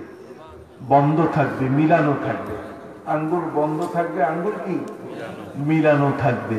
ইমাম আবু হানিফা রাহমাতুল্লাহ আলাইহি দেখলেন যে বুজুর্গের নামাজের জায়গা মাটির উপরে, তার নামাজের ছাদগুলো পড়ে আছে, সেখানে হাত কি ফাঁকা। তিনি দেখেই মন্তব্য করলেন যে তিনি বুজুর্গ নন। তাহলে দেখেন একটা আমল বাতিল হতে যায়, বাতিল হওয়ার ক্ষেত্রে শুধুমাত্র আঙ্গুল ফাঁক করছে, সব শেষ। সম্মানিত শুধু আমার নবীজির কাছে তিনজন সাহাবী আসলেন, নবীজি বাড়িতে নাই, তিনজনে ফিরে যাবেন। এজন্য তারা সিদ্ধান্ত নিলেন যে ফিরবো না, নবীর ঘরে নবীর স্ত্রী আছে। নবীর স্ত্রী হযরত আয়েশা, তার সম্পর্কে আমার নবী বলেছেন যে আয়েশার কাছে 1/3 ইসলামের জ্ঞানের 3 ভাগের 1 ভাগ আল্লাহ আমানত রেখেছেন। সুবহানাল্লাহ। মাইয়া মানুষের দাম দেন না আপনি, অথচ মা আয়েশা দেখেন কত বড় বুজুর্গ, ইসলামের 1/3 তার কাছে আমানত। এই জন্য যখন কোন বিচার হতো, সাহাবায়ে কেরাম যখন কোন সিদ্ধান্ত নিতেন, কোন মামলার যখন গায়ে দিতেন, গায়ে দেওয়ার আগে মা আয়েশার কাছে পাঠিয়ে দিতেন। মা আয়েশা এটাকে সমর্থন করলে তারপর রায় হতো, মা আয়েশা সমর্থন না করলে রায় হতো না। যেহেতু নবী করিম সাল্লাল্লাহু আলাইহি ওয়াসাল্লাম বলেছেন যে আয়েশার কাছে আল্লাহ পাক রব্বুল আলামিন 1/3 এলেম, জ্ঞান ভান্ডার তার কাছে আমানত রেখে দিয়েছেন। মা আয়েশা রাদিয়াল্লাহু আনহার কাছে তিনজন সাহাবী জিজ্ঞাসা করলেন, নবীজি কি আমল করতেন যদি আপনি আমাদেরকে জানান। হযরত মা আয়েশা রাদিয়াল্লাহু আনহা বললেন, আল্লাহর নবীজি যখন তিনি কোরআনের তেলাওয়াত করতেন, এমন তেলাওয়াত যে তেলাওয়াত মনে হতো যে জীবনে কোনোদিন বন্ধ হবে না। নবীজি যখন রুকু করতেন তখন সময় ঘড়ির কাঁটা দেখে তিনি রুকু করতেন না, বিশাল লম্বা রুকু তিনি করতেন। নবীজি যখন সাজদা করতেন, সেজদা অবস্থায় তিনি এমন ভাবে পড়ে থাকতেন, আল্লাহর তাওহীদের মধ্যে তিনি মুস্তাকরার হয়ে যেতেন, আল্লাহর ওয়াহদানিয়ত একত্ববাদের ভিতরে বিভোর হয়ে যেতেন তিনি। কথা বলেন সেই মুহূর্তে কত সময় যে কেটে যেত, আমি আয়েশা সন্দেহ করে যেতাম মনে হয় নবীজি জীবিত নাই। তখন আমাকে সন্দেহ মুক্ত করার জন্য আমি নবীজির পায়ের মধ্যে সিমটি দিলে, নবীর পা মরাই দিলে, তখন আমি বুঝতাম যে নবী জীবিত আছেন। তাহলে আপনি চিন্তা করতে পারেন, এখন যদি আপনি বলেন যে না 3 তাসবিহ সেজদা এর চেয়ে বেশি করলে ইমামতি টিকবে না, কতক্ষণ? তাহলে এটা বাড়াবাড়ি কিনা? এটা বাড়াবাড়ি কিনা? 3 তাসবিহ বেশি সেজদা লম্বা করা যাবে না। হ্যাঁ, নবী করিম সাল্লাল্লাহু আলাইহি ওয়াসাল্লাম আমাদেরকে তালিম দিয়েছেন, যখন মসজিদে মুসল্লির সংখ্যা বেড়ে যাবে তখন তোমরা নামাজকে হালকা করবে, নামাজটাকে লম্বা করো, কারণ এর মধ্যে ডায়াবেটিস রোগী থাকবে, এর মধ্যে অসুস্থ রোগী থাকবে। নামাজের কাতারে মসজিদ পর্যন্ত যে আসছে এটা তো অনেক বড় কথা, কতক্ষণ? অতএব তোমরা এমন কাজ করো না যে কাজের কারণে তোমাদের থেকে কিছু মানুষ ইবাদত ছেড়ে দিয়ে পালিয়ে যাবে। যাও, সম্মানিত শুধু 3 জন সাহাবী 3 ধরনের আমলের সিদ্ধান্ত নিলেন। একজন সিদ্ধান্ত নিলেন যে আমি কোরআন পড়তেই থাকবো, আর মুখ বন্ধ করবো না। একজন বললেন লম্বা রুকু করব, আমাকে যদি কেউ গুতাও দেয় তাও নড়বো না। আরেকজন বললেন যে আমি এত লম্বা সেজদা করব যে পায়ে সিমটি দেওয়া ছাড়া আমি পাও নড়াবো না। 3 জনের কঠিন সিদ্ধান্ত নিয়ে যখন ফিরছেন, ঠিক ওই মুহূর্তে নবীজি উপস্থিত হয়ে গেলেন। নবীজি 3 জনকে জিজ্ঞাসা করলেন, কি হয়েছে, তোমরা কি জন্য? তারা বললেন, রাসূল আপনার কাছে আমল শিখতে এসেছি, আমল জানতে এসেছি, আমল গুলো নিজের জীবনে চালু করার জন্য আমরা এসেছি। দেখেন, মানুষ আমল নামার জন্য নবীর কাছে যায়। আপনি কি আমার বিষয়টা বুঝতে পারছেন? কিন্তু সেই আমল ক্যান্সেল করার লোক আজ আমাদের ভিতরে ঢুকে পড়েছে। শিয়াল আমাদের মধ্যে ঢুকে পড়েছে, শিয়ালকে বাইর করতে হবে। ওই শিয়ালকে বাইর করার জন্য আমি বই লিখেছি, হক বাতিলের লড়াই। কথা বুঝতে পারছেন? হক বাতিলের লড়াই। এই হক বাতিলের লড়াইয়ের মধ্যে সেখানে আমি আপনাদের খেদমতে, আপনাদের জন্য আমি এখানে লিখে দিয়েছি যে আমাদের পাশে যারা আমাদের কাছে বাস করেন, আমাদের কলেমা নিয়ে তারা প্রশ্ন তুলেছেন, লা ইলাহা ইল্লাল্লাহ মুহাম্মাদুর রাসূলুল্লাহ, এই কলেমার মধ্যে নাকি শিরকের গন্ধ আছে। কতক্ষণ? ঠিক অনুরূপ ভাবে তারা নবীদের সম্পর্কে অপবাদ দিয়েছে যে বাবা আদম আলাইহিস সালাম নাফরমান, নাউযুবিল্লাহ, মুসা নবী গুনাহ কবিরা করছেন, দাউদ আলাইহিস সালামের চোখের দৃষ্টি মানুষ গেল না, ওই মেয়ে মানুষের দিকে তাকায়, নাউযুবিল্লাহ। কতক্ষণ? ঠিক অনুরূপ ভাবে ভাইরা আমার সাহাবীদের সম্পর্কে তারা অপবাদ দিয়েছে যে 6 জন সাহাবীর উপর রাদিয়াল্লাহু তাআলা আনহু পড়া যাবে না। কতক্ষণ? ওরা হযরত মুসা নবী সম্পর্কে আপত্তি তুলেছে, ওরা আপত্তি তুলেছে সাহাবায়ে কেরামের পাশাপাশি ইমাম আবু হানিফা রাহমাতুল্লাহ আলাইহি সহ বুজুর্গ যারা, ইমাম আবু হানিফাকে তারা বেঈমান বলতেছে, নাউযুবিল্লাহ। আর আমরা যারা অনুসারী তাদেরকে বলতেছে আমরাও বেঈমান। এই যে বিষয়গুলো, এগুলো আমাদের আলোচনার মধ্যে থাকা দরকার। কথা বলতে আমরা হকপন্থী এই কারণে, মালিবাগ জামিয়া শরিয়ার প্রিন্সিপাল কাজী মুতাসিম বিল্লাহ, উনি হচ্ছেন একজন খারেজি কওমি মাদ্রাসা পড়ানো। উনি ওনার ঐক্যের ডাক একটা বই লিখেছেন। ঐক্যের ডাক বইয়ের মধ্যে সেখানে তিনি দেওবন্দি আলেমদেরকে বলছেন, আমাদেরকে না। উনি বলছেন যারা মিলাদ পড়ে তাদেরকে নিয়ে তোমরা এত মাথা নষ্ট করো কেন? মিলাদ পড়ে যারা, তাদেরকে নিয়ে মাথা নষ্ট করো কেন? মিলাদ নবীর শানের আলোচনা, দেওবন্দিরা ফতোয়া পর্যন্ত দিয়েছে যে নবীজি সাল্লাল্লাহু আলাইহি ওয়াসাল্লাম যেই উটটার উপরে, উষ্টির উপরে তিনি চড়তেন, সেই উষ্টিটা পেশাব করতো, যে ওই পেশাবটা নিয়েও যদি আলোচনা করা যায় সেটাও বরকতের আলোচনা। কারা? দেওবন্দি আলিমরা। কিন্তু আজকে একদল মানুষ তো এটা নিয়েও বাজে কথা বলছে।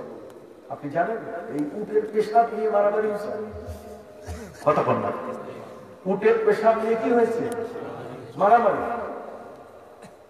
উট পেশাব করতেছে, নবীজি কি উঠলে ওটা পেশাব করতেছে। পেশাব করতে যাইয়া একদম লোক নাকের মধ্যে দিয়ে যখন নাকের মধ্যে শুরু করছে, তখনই একদম সাহাবী তার হাত থেকে হাত উঠাইয়া বসে, খবরদার! নবীজি মুষ্টির পেশাবের বলল নিষ্কাম্যের চেয়ে উত্তম।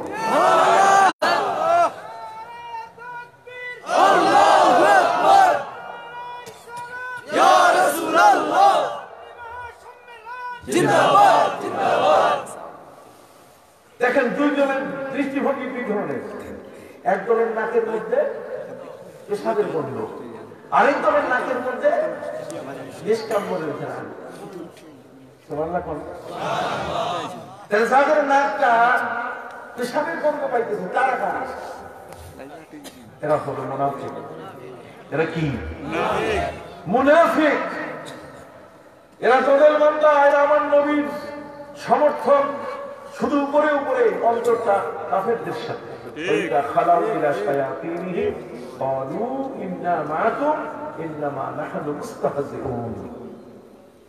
এই জন্য সম্মানিত শুনি ভাইরা আমার, তিনজন সাহাবী আমার নবীর কাছে নিজেদের আমলের কথা বললেন, হুজুর আমি তো হরদম কোরআন পড়ার সিদ্ধান্ত নিয়েছি, মা আয়েশার কাছে আমরা শুনলাম আপনার আমল। দ্বিতীয় জন বললেন নবীজি লম্বা রুকু করব। তৃতীয় জন বললেন লম্বা সিজদা করব। আমার নবীজি বলেছেন না, ফাত্তাকুল্লাহ মাসতাতাতুম, যতটুকু শক্তি ততটুকু দিয়ে তোমরা ইবাদত করবে। বেশি বাড়াবাড়ি কারো আমল দেখে ওই আমলটাকেই তুমি পুরাটা হুবহু করতে চাইও না। করতে গেলে তোমার শক্তি নাও থাকতে পারে। সাহাবী বলছেন, সাহাবায়ে কেরাম বলেন, হুজুর ইন্না লাসনা কাহিয়াতুকা, আমরা তো আপনার মত না, আল্লাহ আপনাকে মাফ করছেন, আমাদেরকে তো আল্লাহ তাআলা মাফ করেন নাই। কাজে যেহেতু মাফ করেন নাই, কাজে আমাদেরকে একটু বেশি বেশি কি করতে হবে? আমল করতে হবে। নবীজি গোস্বামী হয়ে বললেন যে আল্লাহর সম্বন্ধে আমি বেশি জানি, কিন্তু তোমরা যা সিদ্ধান্ত নিয়েছো, এত কঠিন সিদ্ধান্তে গিয়ে শুধু হরদম কোরআন করলে, কারোর সাথে কথা বলবে না, তোমাকে তো বাজার ঘাটে যাইতে হবে, লম্বা রুকু করবে, তোমার ঘরের বাচ্চা কাঁদবে, কান্নার আওয়াজ তোমার কানে আসবে, আর তুমি লম্বা সিজদা করবে।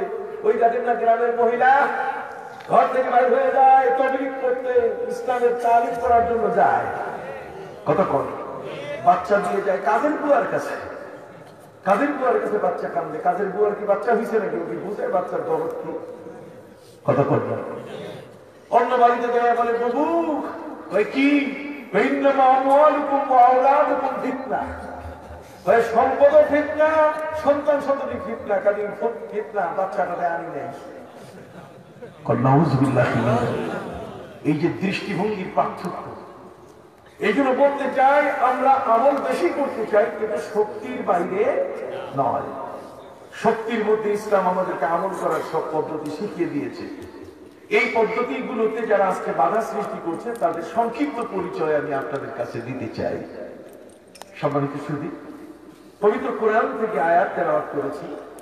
আল্লাহ তাআলা বলেছেন, ওয়া আন্না হাযা সিরাতি মুস্তাকিমা, এটা হলো আমার সিরাতে মুস্তাকিম, এটা হলো আমার সোজা রাস্তা।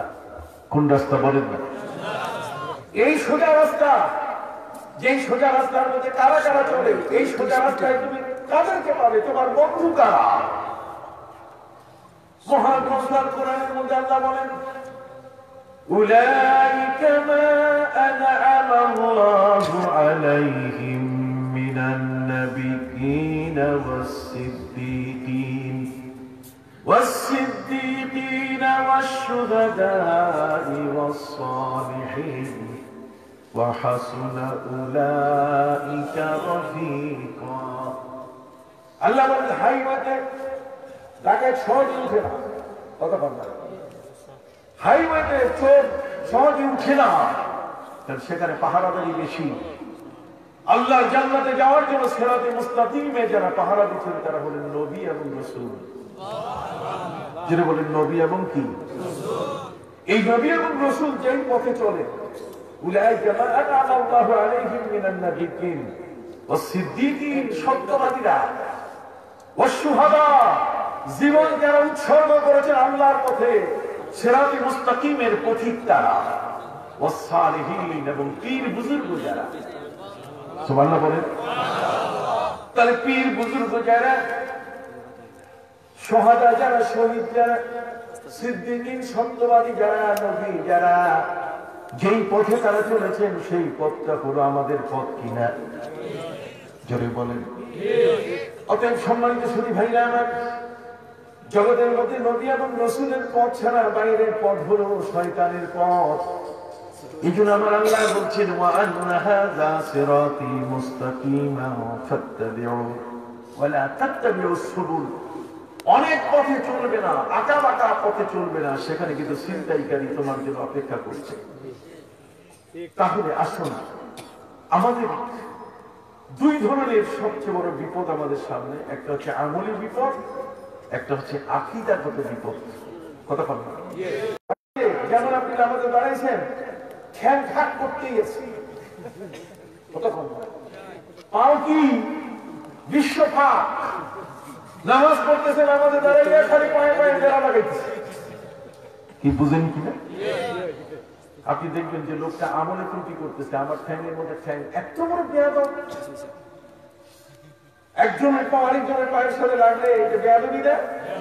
ইসলাম তা বলে না। ইসলাম বলেছে যেটা, সেটা শোল্ডার টু শোল্ডার, মানকাপ মাল মানকাপ, একটা বাহুর সাথে আরেকটা বাহু লাগানো থাকবে। কতক্ষণ না আপনি বাহু দিয়ে দাঁড়ান, তার সোজা হবে। পায়ে পায়ে ঠেঙে ঠেঙে দাঁড়ান, তার কি হবে না? সোজা হবে। তার পাও কারো ছোট আছে, কারো পাও কি বড় আছে। যা হোক, সম্মানিত সুধী ভাইরা আমার, আমলি ফাসাদ নামাজের মধ্যে কেউ কেউ রফিয়াদাইন করে, বুকের মধ্যে হাত উঠাইয়া এইভাবে এইভাবে করে, রফিয়াদাইন করে না, নামাজে ডাকে না। ইরাকের মধ্যে 1400 সাহাবী ছিলেন। কতজন? সবাই বলেন। এই 1400 সাহাবীর মধ্যে একজন ছিলেন তাদের মুফতি। ওই মৌলবীরা 3 ক্লাস পাস করে মুফতি নাম লেখেন। কোথায় কোথায় মুফতি, মুফতি ছাড়া ওদের সার্টিফিকেটই হালাল হয় না। এত মুফতি ফতুয়া দিতে দিতে জিহ্বা ক্ষয় হয়ে গেছে, খালি বেদাতের ফতুয়া দেয়। নবী করিম সাল্লাল্লাহু আলাইহি ওয়াসাল্লামের সাহাবীদের মধ্যে মুফতি সাহাবী ছিলেন একজন, তার নাম হলো হযরত আব্দুল্লাহ ইবনে মাসউদ রাদিয়াল্লাহু তাআলা। তিনি ছিলেন ফাকিহুল উম্মাহ। আব্দুল্লাহ ইবনে মাসউদ রাদিয়াল্লাহু তাআলা সহ 1400 সাহাবী ইরাকে বাস করতেন। ইরাকের 1400 সাহাবীর মধ্যে 150 ছিলেন বদরি সাহাবী, 100 ছিলেন বায়াতে রিদওয়ান হুদাইবিয়ার সঙ্গীর সাহাবী। বাকি সকল সাহাবী একসাথে হয়ে তারা নামাজ পড়েছেন। জীবনে কোনোদিন তারা বুকে হাত রফিয়াদাইন করেন নাই। এদের মধ্যে কেউ বুকে হাত বাঁধেন নাই। ওরা আজকে আমাদেরকে মেয়ে মানুষ বানাচ্ছে। আমরা যে কলেমার উপরে আজকে উপস্থিত, আমাদের কলেমা কি? কলেমা তৈবা পড়েন তো, লা ইলাহা ইল্লাল্লাহু মুহাম্মাদুর রাসূলুল্লাহ। পৃথিবীর মধ্যে সবচেয়ে বড় কঠোর ইসলামের ব্যাপারে কঠোর হলেন সৌদিরা। সৌদিদের যে কঠোর আর জগতে নাই। আমার ছোট ছেলেটা নাদিমুল হাসান নাম, এর আমি নিয়ে গেছিলাম মক্কা শরীফে হজ করার জন্য। বাচ্চা একেবারে বাচ্চা, ওর গলায় একটা তাবিজ ছিল। গলায় কি ছিল? তাবিজ ছিল। তা আমি নবীজির রওজা যখন তাকে কাঁধে করে, কাঁধের মধ্যে নিয়ে, ছোট বাচ্চা তো, কাঁধের মধ্যে নিয়ে যখন নবীর রওজা আমি তাকে জিয়ারত করাইতেছি, তখনই পুলিশ ধরে ফেলছে। ধরার পরে ওর তাবিজ কাটে ফেলবে। ধরা বলছে, এটা কেন তাবিজ? জায়েজ না। তাবিজ আমি তো পাল্টা ধরে ফেলছি। তাবিজ যদি জায়েজ না থাকে, তাহলে সূরা ফালাক আর সূরা নাস এটাও জায়েজ হবে না। এটার মধ্যে আছে কুল আউযু বিরাব্বিল ফালাক, কুল আউযু বিরাব্বিন নাস, তাবিজের কথা আছে। কতক্ষণ? এই দুটোই হলো মুআব্বাদাত আইন। এটা তাবিজের আয়াত। জোরে করুন না, কিসের আয়াত? তাবিজের আয়াত। আমাকে বলছি ইনকা আলেম, তুমি আলেম বোধহয়। আমার বলছি তুই আলেম। নবীজি জাবালে সুরে উঠেছিলেন, যেদিন হিজরত করেন সেদিন উঠেছিলেন কি জাবালে সুরে। আমি জাবালে সুরে উঠার জন্য রেডি হয়ে আমি সকাল বেলায় জাবালে সুরে উঠতেছি, সৌদি আমরা বাধা দিছি আমাকে, থাম। থামছি, কি হয়েছে? তুমি এখানে উঠতেছো কেন? আমি বলছি এখানে নবীজি হিজরতের সময় নবী এখানে উঠছে মাথায়, এই জন্য আমিও উঠতেছি। তোমার কাছে কি দলিল আছে এখানে নবী উঠছে? আমি তোমার কাছে কি দলিল আছে নবী উঠে নাই? কতক্ষণ না এখন তো আমার সাথে পারতেছে না।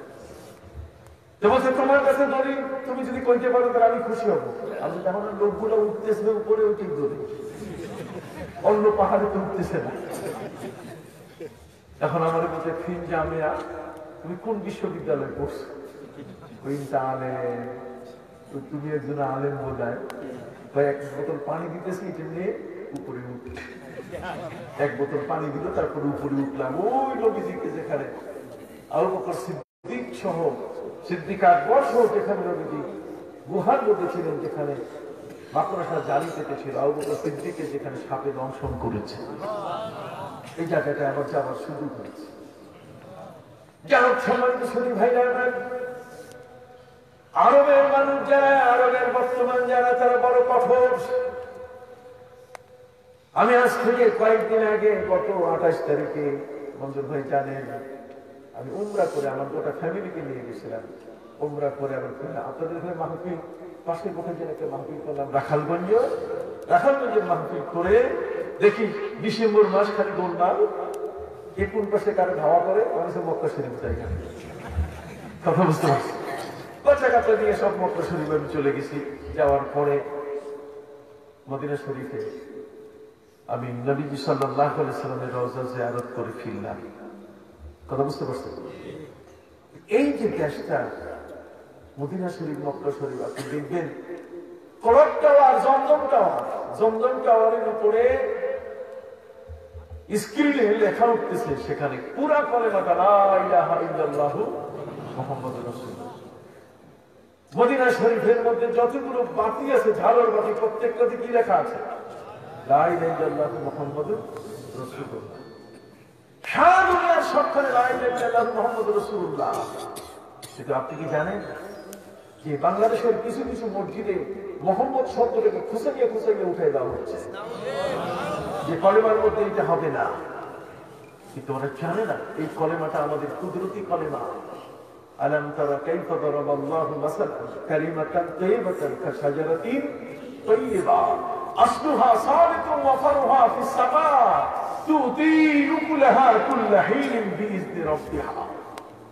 আমাদের এই কলেমাটা এমন একটা কলেমা, ওরা এই কওমি হুজুরা বলে যে আল্লাহ একটা শব্দ আছে, হাদিসের মধ্যে আছে, কিন্তু লা ইলাহা ইল্লাল্লাহু মুহাম্মাদুর রাসূলুল্লাহ সাল্লাল্লাহু আলাইহি ওয়াসাল্লাম, এই মুহাম্মদুর রাসূলুল্লাহ হযরত নবী সুলাইমান আলাইহিস সালামের যে হাতের আংটির মধ্যে আমার নবীর নামের কলেমা পুরা লা ইলাহা ইল্লাল্লাহু মুহাম্মাদুর রাসূলুল্লাহ। আমি 113 মাসলার বিভ্রান্তির সমাধানে আমি এটা বিবরণ দিয়েছি।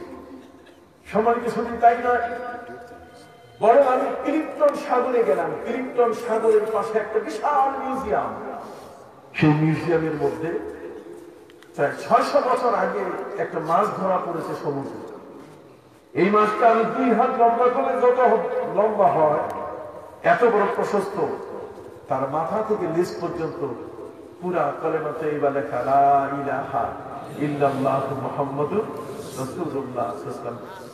এই যে কলেমার মধ্যে লেখা, কে লিখলো? মাছের গায়ের মধ্যে, পানির ভিতরে। আফ্রিকার জঙ্গলের মধ্যে গাছে সাজানো লা ইলাহা ইল্লাল্লাহু মুহাম্মাদুর রাসূলুল্লাহ। এখানে আল্লাহ শব্দ নাই। ভাইরা আমার, আমি আপনাদের খেদমতে বলতে চাই, ছোট ছোট জিনিস যা আমাদের ঈমান আকীদা কখনো এর বিশ্বাসের ক্ষেত্রে সামান্যতম নড়বড় ছিল না, অথচ আজকে তারা মুহাম্মদ শব্দটাকে তারা বলছে যে একসাথে সমান করে লেখা যাবে না। কিন্তু পাগলের গোষ্ঠী এরা জানে না লা ইলাহা ইল্লাল্লাহ হচ্ছে আল্লাহর পরিচয়, আর মুহাম্মদুর রাসূলুল্লাহ হচ্ছে নবীর কি পরিচয়। দুইটা পরিচয় আলাদা কিনা? লা ইলাহা ইল্লাল্লাহ মানে আল্লাহ ছাড়া কোনো মাবুদ, আর মুহাম্মদুর রাসূলুল্লাহ বলতে গেলে মুহাম্মদ হলেন আল্লাহর কি শিরকের কি আছে? কোনো শিরক নাই। মসজিদের এক প্রান্তে আল্লাহ লিখবেন, আরেক প্রান্তে মোহাম্মদ লিখবেন, কয়টাও শিরক। ওই একজন মৌলবী লন্ডনে দাবি করে যে আমি সেখানে মসজিদের ইমাম ছিলাম। সেই লোকটা বিভিন্ন মসজিদে, এখন বাংলাদেশে নাই, এখন সিটিজেনশিপ নিয়ে গেছে আমেরিকা, এখন সিটিজেনশিপ পেয়ে গেছে। কথা কর না, এই বাংলাদেশের জমিনে সে এখন আসে না। সম্মানিত সুধী, সেই দেশে গিয়ে একই প্রচার। এই ওলামায়ে সু যারা, এই ধরনের আলেম যারা, তারা কিন্তু আমাদের দৃষ্টিভঙ্গি করে নষ্ট করে দিচ্ছে। এই জন্য আমার আল্লাহ বলছেন, খবরদার, সিরাতে মুস্তাকিমের উপরে যারা চলে, নবী যা বলেছেন, রাসূল যা বলেছেন, সিদ্দিক যা বলেছেন, সালেহীন শাহাদা যারা বলেছেন, ওলিয়া উলিয়া যা বলেছেন, এর বাইরে তোমরা যাবে না। আমরা কি তার বাইরে যেতে চাই? হাত উঁচু করে বলেন, আমরা কি তার বাইরে যেতে চাই?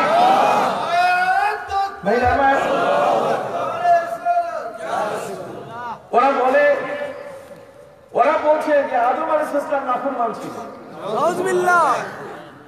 আদম আলাইহিস সালাম নাফরমান।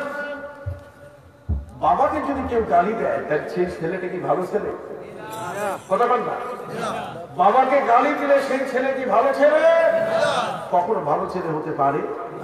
আল্লামা ইকবাল বলছেন কি জানেন?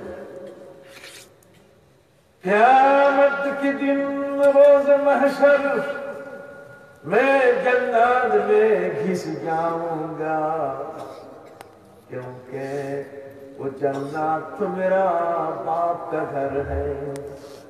উনি বলছেন কিয়ামতের ময়দানে আমি জান্নাতে যেমনি হোক আমি ঢুকবই, আমি যেমনি হোক আমি ঢুকবই জান্নাতে। তুমি চুপ করে ঢুকে থাকে, তাও আমি জান্নাতে ঢুকবো। ঘিস শব্দ, ঘিস শব্দের অর্থ চুপ করে ঢুকা।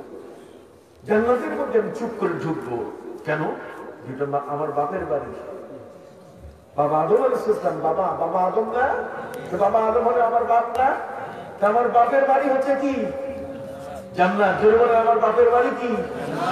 জান্নাত। তো বাপের বাড়ি জান্নাত। যদি চুপ করেও ঢুকা লাগে তবু আমি ঢুকবো, আমি ছাড়বো না। কেউ কেউ মেরে বাপ কা ঘর, এটা আমার বাবার ঘর। সে আদম আলাইহিস সালাম সম্পর্কে বলছে যে উনি নাফরমান। নাফরমান মানে ওই যে গন্ধম ফল খাইছে। আল্লাহ নিজেই বলছেন, ফাসা আদম ওয়ালাম নাজিদ লাহু আসমা। আদম আইন লঙ্ঘন করেছেন, কিন্তু আইন লঙ্ঘন করার ব্যাপারে তার অন্তরে আমি কোন রকম নাফরমানি পাই নাই। তার মধ্যে দৃষ্টতা যে আল্লাহর বিরুদ্ধে আমাকে এই ফল খাইতেই হবে। কিন্তু আল্লাহ তারা শাস্তি দিয়েছেন দুইজনকে। কাকে? দুটো সৃষ্টি মাখলুককে শাস্তি দিয়েছেন। শয়তানকে আল্লাহ যখন বের করে দিলেন জান্নাত থেকে, এই শয়তান পরিকল্পনা করছিল যে আমি জান্নাতে ঢুকবো কি করে। জান্নাতে ঢুকার জন্য সে সাপের সাথে কৌশল করলো, সন্ধি করলো। সাপকে বললো, সাপ আগে আল্লাহর জান্নাতে যাইছে। এই আল্লাহর জান্নাতে সাপের আসা যাওয়া ছিল। সাপকে বললো যে তুমি আমাকে মুখে নিয়ে একটু জান্নাতে নিয়ে যাও। সাপ বলছে যে আপনার নিয়ে দিলে আমি ধরা পড়ি। গড়ার পাশ হইতে গেলে তো ধরা পড়ার সম্ভাবনা আছে। তোমার গালের মধ্যে এমন ভাবে আমি লুকায় থাকবো, খুঁজেই পাবে, স্কিনার মেশিনে ধরা পড়বে না। কথা বল না। এই শয়তান সাপের মুখে ভর করে স্বর্গের মুখে ঢুকে আল্লাহর জান্নাতে গেছে। যাওয়ার পরে হযরতে মা হাওয়া আলাইহিস সালাম যে ঘরের মধ্যে বাবা আদমকে নিয়ে ঠিক জানলার ফাঁকে দাঁড়াইয়া সে চিন্তা করতেছে যে ঘুম থেকে তার উঠাবো কেমনে, ঘর থেকে বাইর করবো কেমনে। এই জন্য জান্নাতের ময়ূর, একটা ময়ূরকে দিয়ে বলছে তুই একটু নাচ দে, তো ড্যান্স দেখে যেন উনি টের পাইয়া, আওয়াজ পাইয়া যেন ঘুম ভাঙবে। ময়ূরের পায়ের আওয়াজে, পেখনের আওয়াজে হযরতে মা হাওয়া আলাইহিস সালামের ঘুম ভেঙে গেল। বের হয়ে চলে আসলেন তিনি। তখন শয়তানকে দেখে বলছে, তুমি তো এখান থেকে বাইর হয়ে গেছো, তুমি আবার আসলা কেন? আপনাদের জন্য, আমাদের জন্য, আপনাদের বিপদ থেকে মুক্তি দেওয়ার জন্য আমি কষ্ট করে পর্যন্ত আসলাম। কি দুইটা বড়ি নিয়ে আসছি, শ্রীপুরের বড়ি, একটা লাল আর একটা নীল। কথা বলবো, দুই বড়ির মধ্যে একটা হলো ওই যে নিষিদ্ধ গাছের ফল, গাছে যাইতে নিষেধ করছে ফল খাবে। ফল যদি না খান 2 দিন করে বাইর করে দিতে আমার মতো তাড়াতাড়ি খান।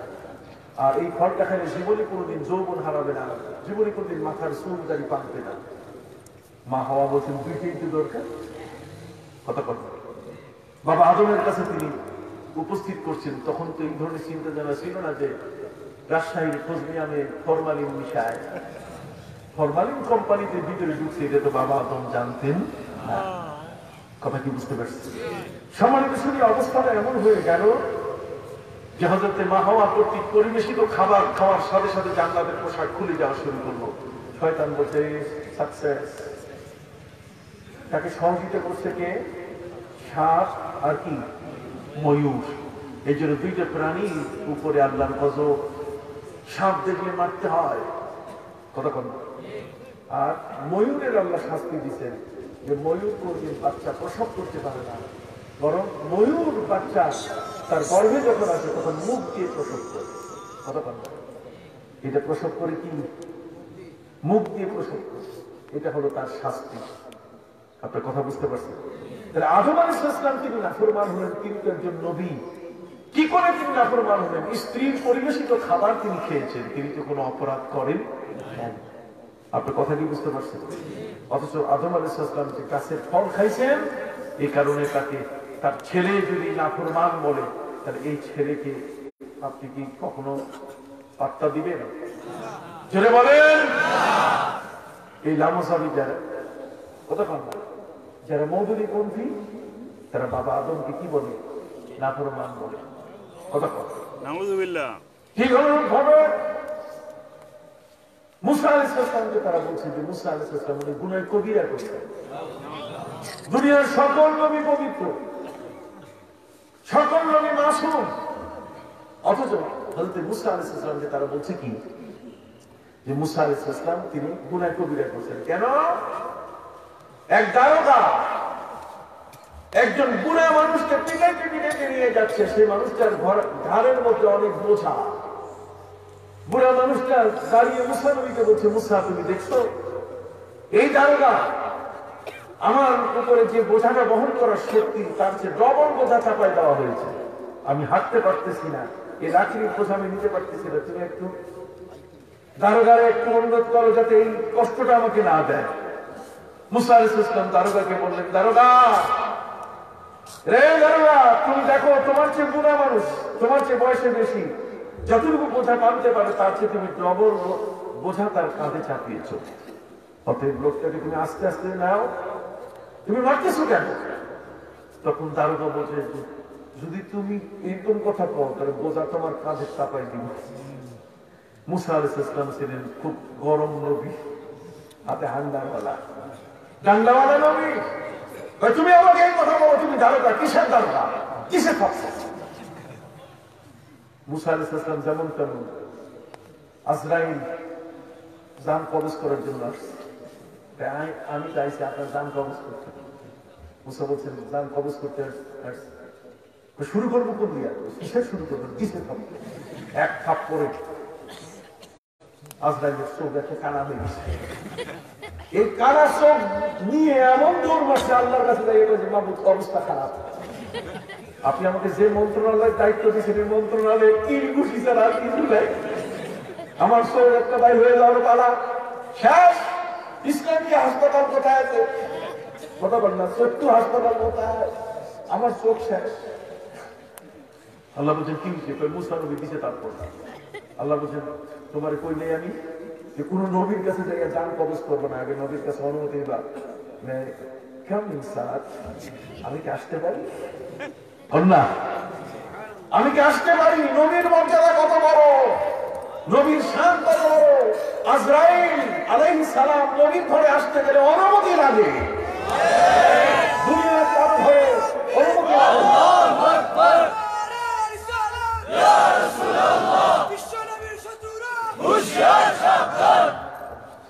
সম্মানিত সুধী ভাইরা আমার, হযরত আজরাইল আলাইহিস সালামের মতো ব্যক্তি যে কোনো নবীর কাছে আসতে গেলে, নবীর জান কবজ করতে গেলে কি লাগে ভাই?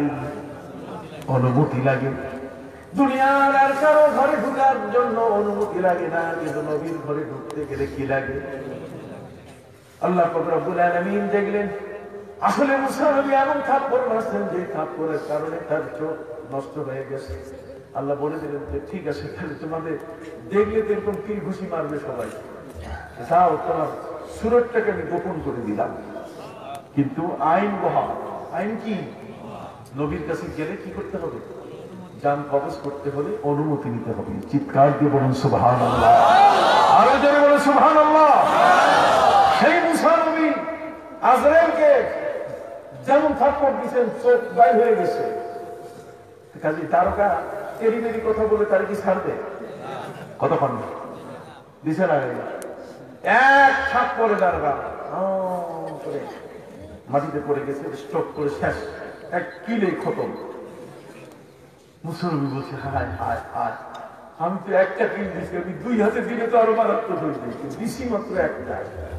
দেখেন না, বড় বড় কুস্তিগীরের হাতের মধ্যে একটা কিলের বোঝা কয়েকশো মন ওজন, যেখানে বলে একেবারে শেষ হয়ে যায়। মুসা আলাইহিস সালাম আল্লাহর নবী দিছেন থাপ্পড়, এক থাপ্পড়ে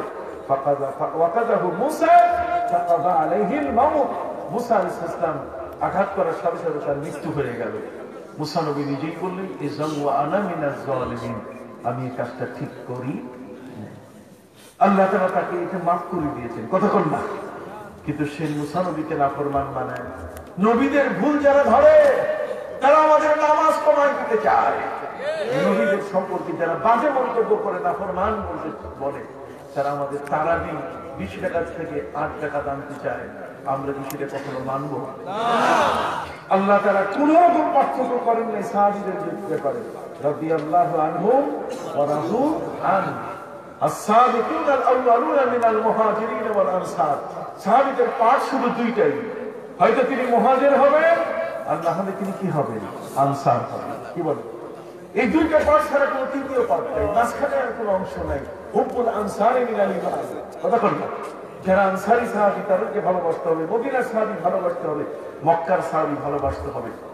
আর তারা ফতোয়া দিচ্ছে যে 6 জন সাহাবী তাদের নামে রাদিয়াল্লাহু তাআলা করা যাবে না। ইমাম আবু হানিফা তিনি নাকি বেঈমান। ইমাম আবু হানিফা বেঈমান হলেন কি করে? কি জান, তিনি কোরআন সুন্নাহ বাদ দিয়ে নিজের মত চালিয়ে দিয়েছে। ওনার অ্যাডভাইজারি বোর্ডে 40 জন ব্যক্তি ছিলেন। কতজন? 40 জনের কাছে যে কোনো মাসলা দিয়ে সবাই মিলে একটা রায় যখন তার কাছে দিতেন, সেই রায়টা দেওয়ার আগে তিনি প্রতিপক্ষ যারা মানে না তাদেরকে সামনে রাখতেন। কতক্ষণ তাদেরকে সামনে রেখে তিনি তর্ক সৃষ্টি করে দিতেন যে কোরআন সুন্নাহর আলোকে আমার 40 জন বোর্ডের সদস্য এটাকে এই বলেছে, তোমরা বলো। ওরা অনুপস্থিত থাকলে তিনি কখনো সে মাসলায় রায় দিতেন না। কতক্ষণ না। তাহলে ইমাম আবু হানিফা রাহমাতুল্লাহ আলাইহি কখনো বেঈমান হতে পারে না। আল্লাহ পাক রব্বুল আলামিন তার শান মান এত বাড়িয়ে দিয়েছেন। নবীজি বলছেন, পারস্য রাজ্যের মধ্যে এমন একজন যুবক, জ্ঞানের সবকিছু যদি লুকায় যায় আকাশের সুরাইয়া তারকায়, সেই যুবক হারিয়ে যাওয়া জ্ঞান আবার ফিরে নিয়ে আসবে। সুবহানাল্লাহ। সেই ব্যক্তি হলেন ইমাম আবু হানিফা রাহমাতুল্লাহ আলাইহি। এই জন্য ভাইদের খেদমতে আরজ করতে চাই, খবরদার, সুন্নি আকীদা বলতে গেলে আমরা সাহেব কেবলার আকীদা বলি, ঠিক। সুন্নি আমল বলতে গেলে আল্লামা সাহেব কেবলার আমল বুঝি। কারণ আল্লামা সাহেব কেবলা রাহমাতুল্লাহ আলাইহি আমার নবীজির খেলাফ কোনো কাজ করেন নাই।